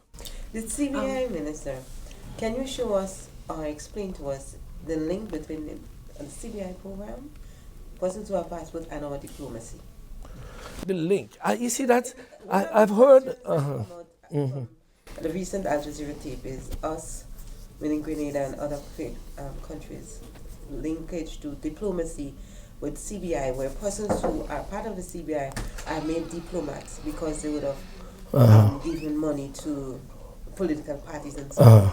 Explain to us how somebody under the CBI would possibly become a diplomat. It's amazing. There's actually no organic link between the two. CBI is a program run so people can become Grenadian citizens. And you know, people want to become citizens for various reasons. Some people want to move to live.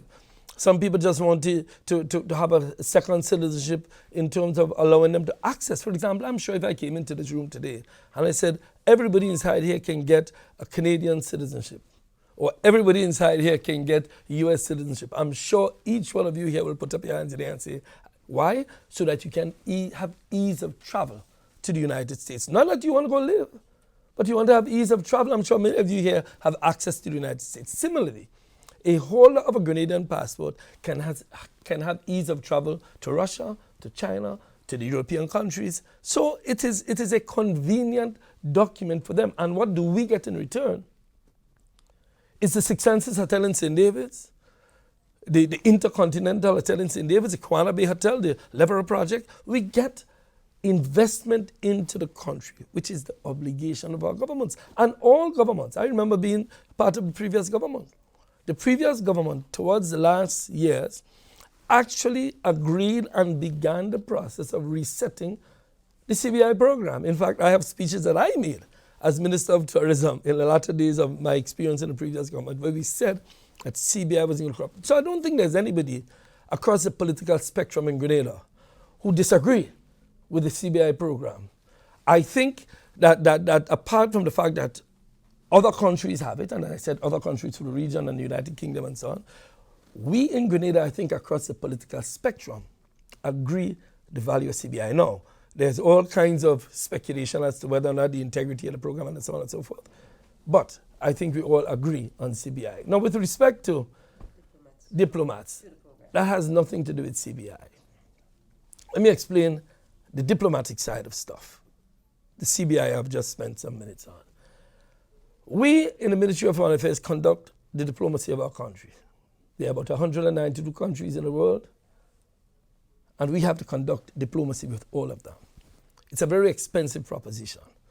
So we have established embassies in Brussels, in London, in New York, in Washington, in Toronto we have our Consul General, in Moscow we have embassies. The problem is that in order to finance these embassies, if you're well aware of the cost of financing, it is difficult to have our embassies throughout the world. So we have processes where we have consul generals.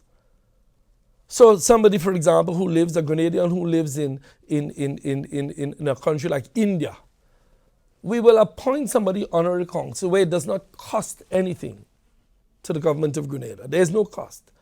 And what they do is conduct our diplomacy there free of cost to us.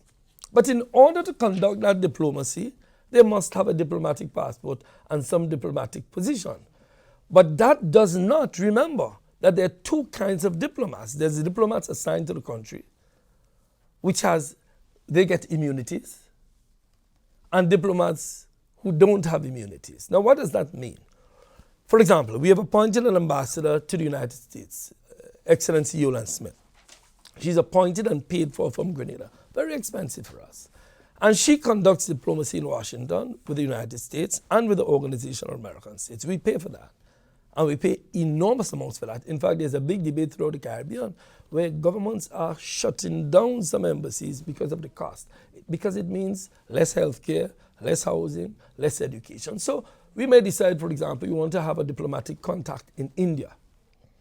And in India, we found somebody who may be a Grenadian, may not be a Grenadian, who wants to conduct and assist us in the conduct of our diplomacy for several reasons. It may be that they're interested in Grenada. It may be that they're interested in business, whatever it is. But they assist us as honorary consuls. So what do? We provide them with a diplomatic passport so they have access to the halls of power within India. So we get our diplomacy done, and they get, in return, a diplomatic passport in order to do that. There is nothing untoward about that. In fact, all countries in the world conduct their diplomacy in that way. So the issuance of diplomatic passports to honorary consuls, to trade consulars, to all of these persons has nothing to do, one, with CBI, and it has nothing to do with the government doing any sale of anything. It is a matter of the conduct of our diplomacy in a way that we can afford and in a way that allows us access to as many countries in the world as possible. So, for example, we may decide we're opening a consulate in South Africa. But you know the expense of opening a consulate in South Africa? We'll have to send somebody there. We'll have to pay for their living. We'll have to pay for accommodation. We'll have to pay for embassies. Somebody says, listen, Peter, I am John Doe. I am prepared to assist Grenada in South Africa. I like Grenada, I've visited Grenada, and they come for many reasons. I am prepared to do that. I said, okay, here's what we'll do. You will open an honorary consulate. You will take care of our diplomacy within South Africa. In return, you have a diplomatic passport and you pursue it. So there's nothing untoward or secret or hidden about it. The idea of sale of diplomatic passports with respect to Grenada is absolute nonsense.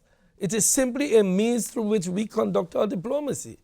And I can bring many of these diplomats before you and to show what they have done. For example, our relationship with countries like India is now being enhanced because we are pursuing our diplomatic relations with Africa. I just visited Kenya. I'm going to look for somebody to help us represent Grenada in Kenya to establish relations with the Kenyan government. What do? I look for somebody who can afford to do it, who is living in Kenya, and that person gets a diplomatic passport in order to represent this country. And that is what it's about. I'm not sure what all of the noise is about, but certainly.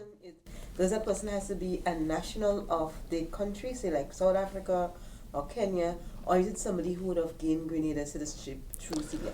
You can have a Grenadian citizen. It doesn't have to be CBI. Remember, CBI is only a means through which you achieve citizenship. No, it may be a Grenadian by birth, it may be a Grenadian by descendancy, or it may be a Grenadian through CBI. But that has nothing to do with the fact that they become honorary consuls. I want to get it out of people's minds that CBI citizenship entitles anybody to a diplomatic passport. It is absolutely untrue.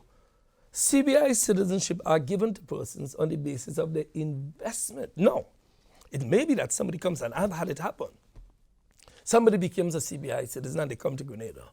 And they say, listen, and I really like Grenada, and I can assist Grenada in its diplomacy in the country in which I was born or the country in which I lived. And then they become an honorary consul or a trade consul or an attaché or something. But it is not on the basis of the CBI citizenship.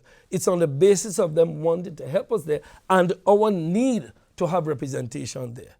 So we have representatives in these countries who are Grenadian citizens regardless of how they acquire the citizenship. But there is no link between CBI and diplomacy. Absolutely.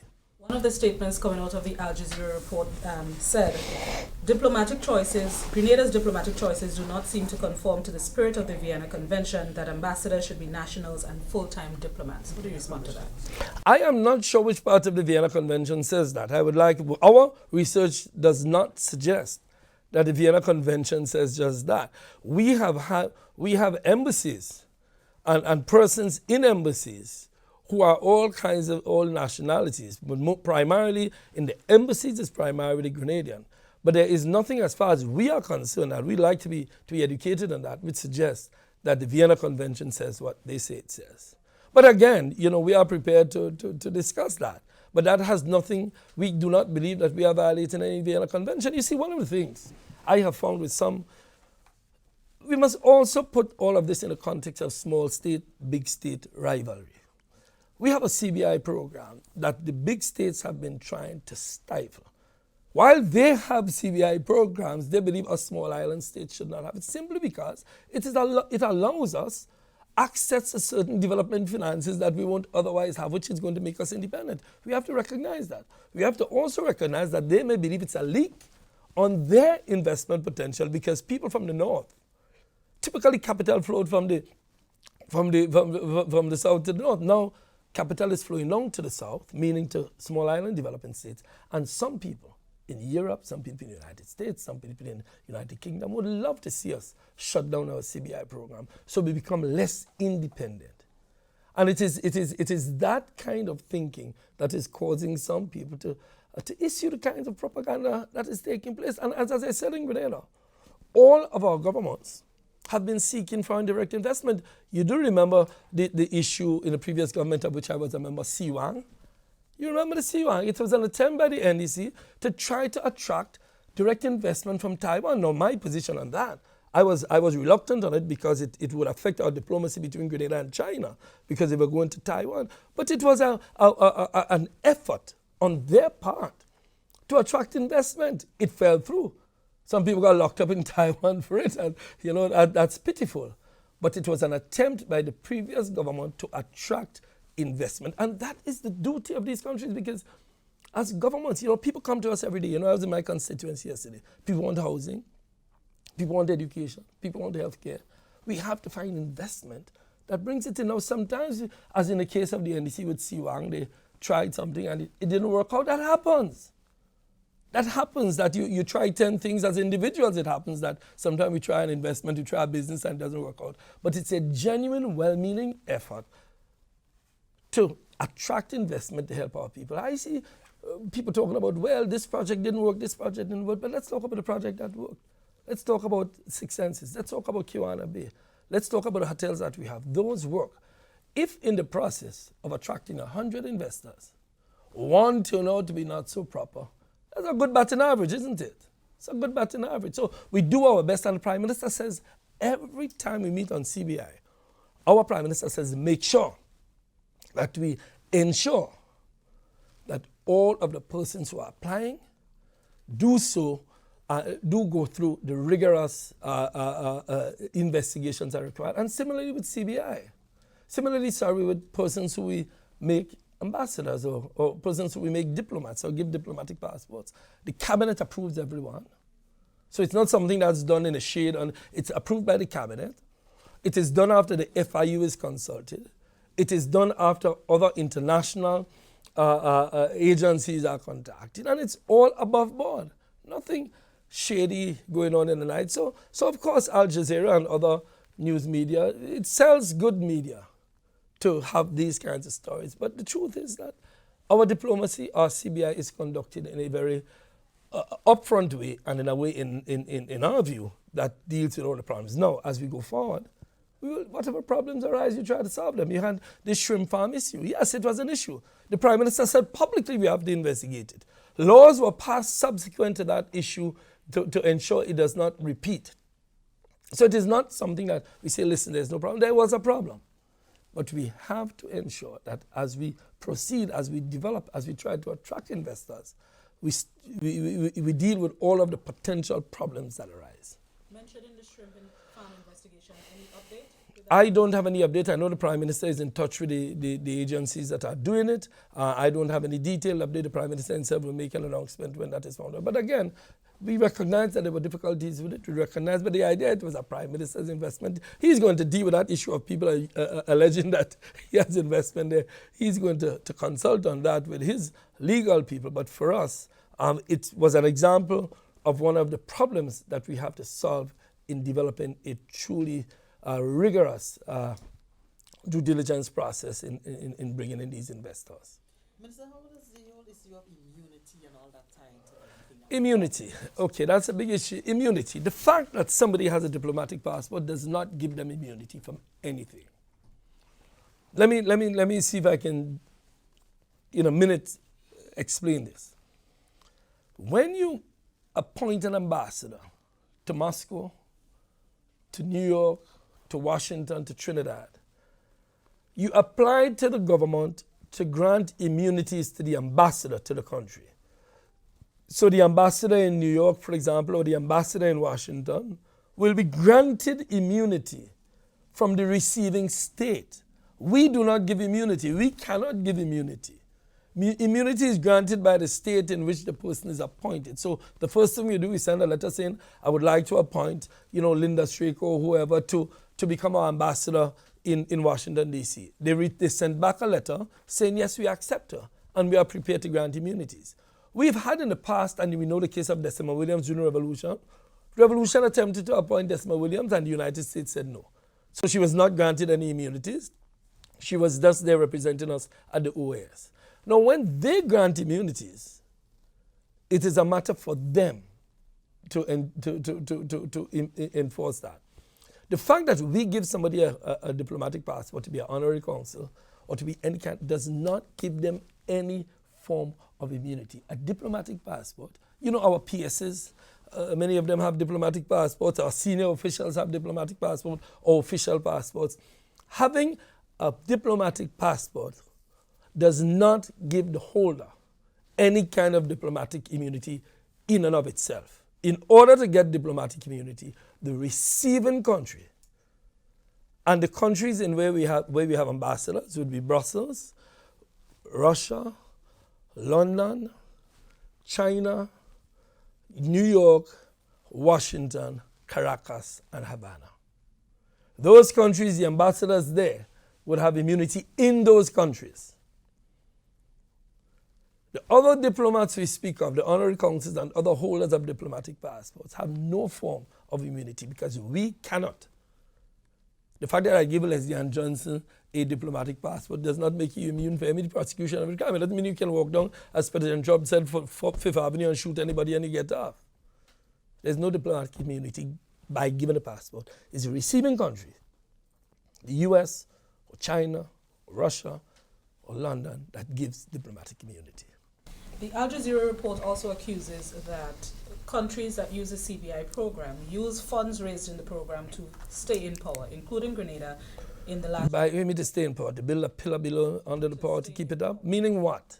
Meaning you use it to finance your election campaign. You use it for different products that would encourage votes here. Like what? Like building 2 hotels in St. David? Like building a hotel in Livra? If building 2 hotels in St. David tells the people of St. David, listen, this government is a good government, sure. But certainly, all of the CBI funds goes through the Treasury, and you can ask the CBI for an accounting of money, all the money. It is a program, and as I said, the previous government accepted CBI. Nobody can go and take CBI money. You see, people believe running government is like a pankwai. There are rules, and the CBI, either the donation money, which goes through Section 10, or the Section 11 money, is monitored in accounts by the government. So no, the short answer to the question, that is highly impossible for that to happen. Now, if Al Jazeera is saying that the CBI program helps develop the country, helps us build schools, helps us build hospitals and healthcare, and helps us build hotels and give jobs to people, and as such the government is re-elected, tell Al Jazeera I plead guilty. Because the fact is that yes, it helps develop the country, but it is not, CBI money cannot be taken by Prime Minister Mitchell or any minister of government, because it goes into the Treasury and the accounting is given for how the money is used. The developers who develop these hotels, they are the ones who receive the bulk of the money to develop the hotel.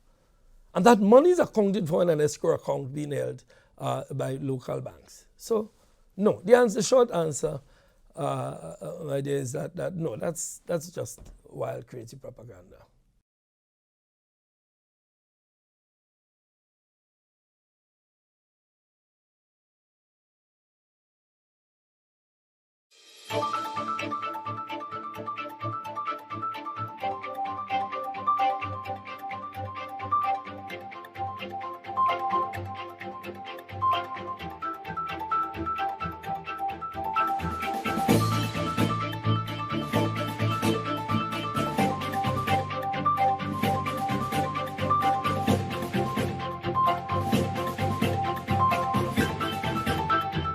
Team West Indies gears up for T20 series on Wednesday, following the ODI series win against Ireland on Sunday.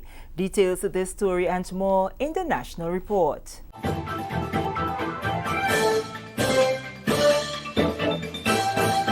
Welcome back. With the details of the news for Monday, January 13th, 2020, I am Sherry-Ann Noel. West Indies is winner of the one-day international series after defeating Ireland in all 3 games. Manager of the West Indies men's team, Ron Lewis, in reviewing their performance, says it's always good to win tournaments, but consistency is important. What is discussed in West Indies cricket team now is to be consistent with your performances. It doesn't matter the opponent. Every time you play cricket, you want to keep improving. You pinpoint the areas that you need to develop on and make sure as you go along, you continue to lessen on those areas so that you could have the complete package where you have a fully developed team that can perform at a high level. So winning any series, some people may say it's Ireland. Ireland have a very good cricket team. When we won in Afghanistan to go in India and beat Afghanistan, they also have a very good cricket team. So winning that series here is very good for us. Lewis also spoke to the excellent performances with the bat by Evan Lewis during the series. And honestly, he's a very talented cricketer, just like most of the other batsmen we have at the top of the order, even in the low order, because you saw what happened in Barbados, where the low order brought the game home. He continues to grow. He's a very aggressive player. As you know, he was known for limited overs batting, like he have T20 hundreds and so on, which he got picked up in the IPL. Now that we are seeing he is able to bat and control the innings in the longer version of the game. So that too is a plus for us at the top of the order, when you can get a batsman batting through the innings in more than one match as an opening batsman. That is pure development, and it's a very good sign for West Indies cricket. Captain of the Ireland team, Andrew Balbirnie, says despite the loss, his men gave a good account of themselves during the series and is now better prepared for the T20 series. Andy's been brilliant. Simi, Barry didn't have a great day today, but he bowled brilliantly the other day. There's a lot of performances we can be proud of. I thought Simi, particularly all three games, was superb. He spun the ball, he was economical. And I thought our effort was good in the field. I think we can be better in the field, there's no doubt about that. But you know, I can't fault the guys on the effort they put in over the three games. The power in their team is obviously suited to the T20. That I think most of their team are playing in the IPL or have played in the IPL. So it's going to be very difficult for us, but that's what we want. We're going to a World T20 at the end of the year, and we've got to be playing good cricket leading into that. So tests like this, the West Indies in 3 matches here, it doesn't get much tougher, but it's exciting because it's a huge opportunity for us, and if we can put in performances and our big players fire, then we can be competitive. Captain of the West Indies men's team, Kieran Pollard, says the win over Ireland puts them in a better position mentally for the T20 series carded for Wednesday. It's just a matter of, putting plans into place, getting guys to do things consistently, and again also getting guys to trust the process. At the end of the day, you have to trust the process, you have to trust the system, and you have to be honest and trust the people around you as well, for guys to be comfortable so they can go out and perform. So again, trying to empower the youngsters with that responsibility and being accountable and stuff like that, and simple things like that, outside of the actual cricket. We're working hard on the cricket, but a lot of conversations outside of cricket. I think we ticked all the boxes in each and every department, batting, bowling, and fielding. It's something that we didn't do in the first couple of games. We got over the line in Barbados in the second ODI, and we didn't really bat well in the first ODI as well to get the score. So again, being consistent with the ball as well. So I think today playing that total team game in all aspects, I think was the touching factor for us. Still with news of cricket, Grenada's Prime Minister, Dr. the Right Honourable Keith Mitchell, an avid cricketer, says he is very pleased with the turnout of Grenadians at the third and final ODI at the National Cricket Stadium on Sunday. West Indies won the match by 5 wickets after winning the toss and electing to field, restricting the Irish team to 203 for the loss of 10 wickets. The turnout today is clearly to me an example of the interest of Grenadians in West Indies cricket. And it is well known that Ireland is not considered to be one of the top teams. The fact that you have this turnout for a game of this nature on a Sunday with not a top team in world cricket playing West Indies, I think is a clear example, demonstration of how West Grenadians feel about cricket in general and West Indies cricket in particular. With a contract already signed for the lighting of the facility by mid-year, Dr. Mitchell says it will only augur well for future games at the National Cricket Stadium. I think one of the things you will see in the future with the advent of lighting of the facility, if we had lights, this game would have started about 1:30, and of course going to the evening. And of course you would have seen a much even bigger crowd. And then the T20 game on Wednesday would have started 7 o'clock. So you have a 4 hours going up to 11, so you can imagine the entertainment, and that will come soon. In fact, I was talking to the West Indies coach and of course the manager of West Indies team, Roy Lewis and Simmons, and they both said they were looking forward to this. They said the players loved this ground.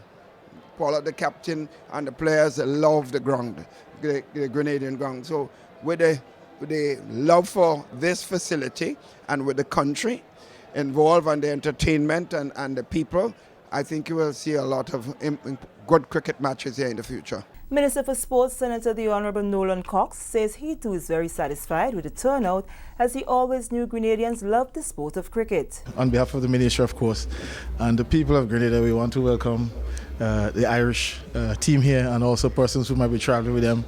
And we do hope they have a wonderful time in Grenada.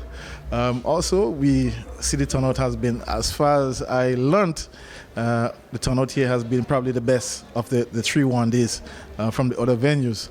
So we are pretty happy about that. But also we are looking forward to more turnout on Wednesday, the shorter version of the game, our first T20.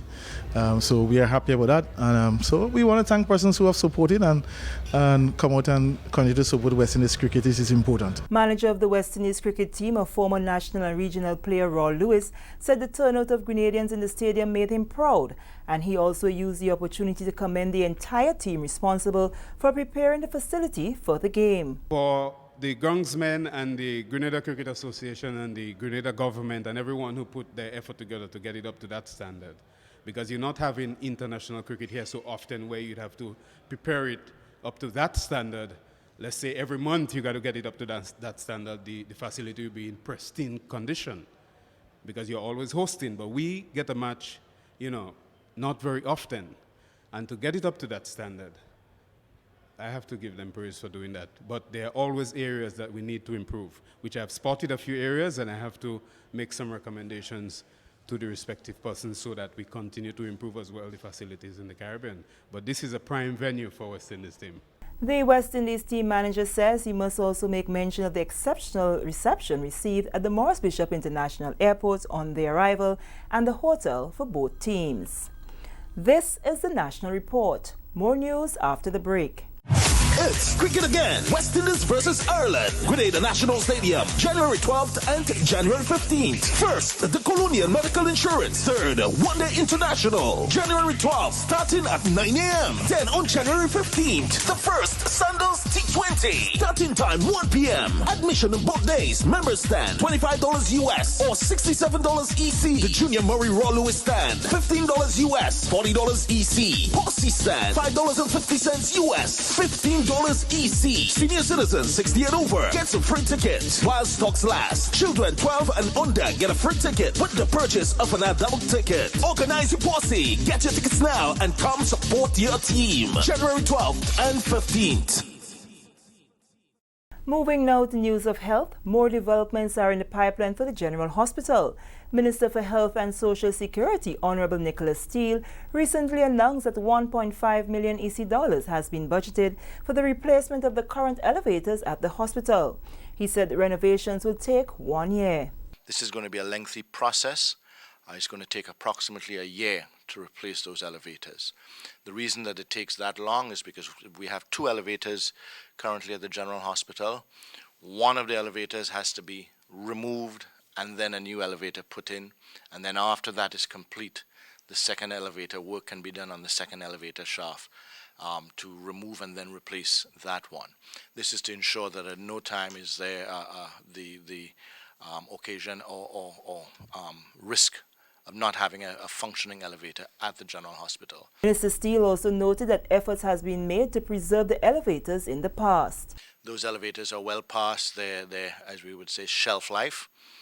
We have embarked over the previous years on various efforts to maintain them, but in our opinion, it is now time to replace those elevators. The approximate budget on that is $1.5 million EC. And finally, coaches, physiotherapists and doctors who were selected to participate in the first ever 2-day sports medicine conference initiated by former national basketballer Wilbur Thomas in collaboration with the Minister of Sports all commended the organizers for what they termed a wonderful gesture and excellent opportunity to refresh their knowledge. Cyril Cox is one such coach that is very appreciative for the information shared by the medical professionals in the field of sports medicine. It's very good for our doctors and our physiotherapists. It is also very good for our coaches because you have to understand what is going on with your athletes. And it's not just about loading your athletes, but you have to understand how your athletes feel and what you should do with them. What we are doing here is that we are getting a feel of it. Some of it is like a refresher to me. Right, because I've been through that through studies, but I think all coaches should be aware of the science in coaching. Know your athletes, because you might be the one out there, based on our culture, you might be the one out there with your athlete. And so based on what your athlete is going through, you would know exactly what to do with them. Physiotherapist assistant Kelton Worm, coaches Jerry Lewis, Jake Rennie and Sebastian Steele all shared similar sentiments about the importance and timeliness of the conference. This sports workshop has been very informative and educated to me. I've learned new skills, new techniques in examining the patients, and this will give me a better idea and a better way to diagnose the patient injury and have a better idea to treat them and able to get them to recuperate properly. In Grenada, we have many athletes coming down with injuries, and sometimes we diagnose many times the wrong thing, and then we don't fix, eventually we don't fix the right thing. So I think the knowledge that we are gathering here today, over the past 2 days, yesterday and today, it's great, it's excellent. I had conversation with some people on the outside, and I said, the initiative by the Ministry of Sports to do this, it's a wonderful one, and it serves to show that if we're gonna develop sports, we definitely need people around this field, to actually take the sports to our next level. To say thanks to the Ministry of Sports for organizing such an important workshop. And as a coach, I think it's very important, because we as coaches also should know the importance of injury and those kind of stuff. So it is very important as I deal with different teams, and in Grenada we don't always have a physio or someone around. So it's good for coaches to know some of the information they are passing on here today. Dr. Andre Hamlet, who assists in sports medicine, says the workshop is indeed timely and the information shared very pertinent. Okay. Well, it's very important in the sense that they delivered some really good lectures, and also the practical aspect where you're able to do some practice session like training and how to manage some of the injuries that we see very frequently in Grenada. It's also important in the sense also that all of the topics that was discussed is related to a lot of the sports that are being played here in Grenada. The participants have been charged with the responsibility to share with their colleagues what they have learned over the 2 days. And with that story, we come to the end of the National Report for Monday, January 13th, 2020. On behalf of the entire news and production team, I am Sharian Noel, thanking you for viewing.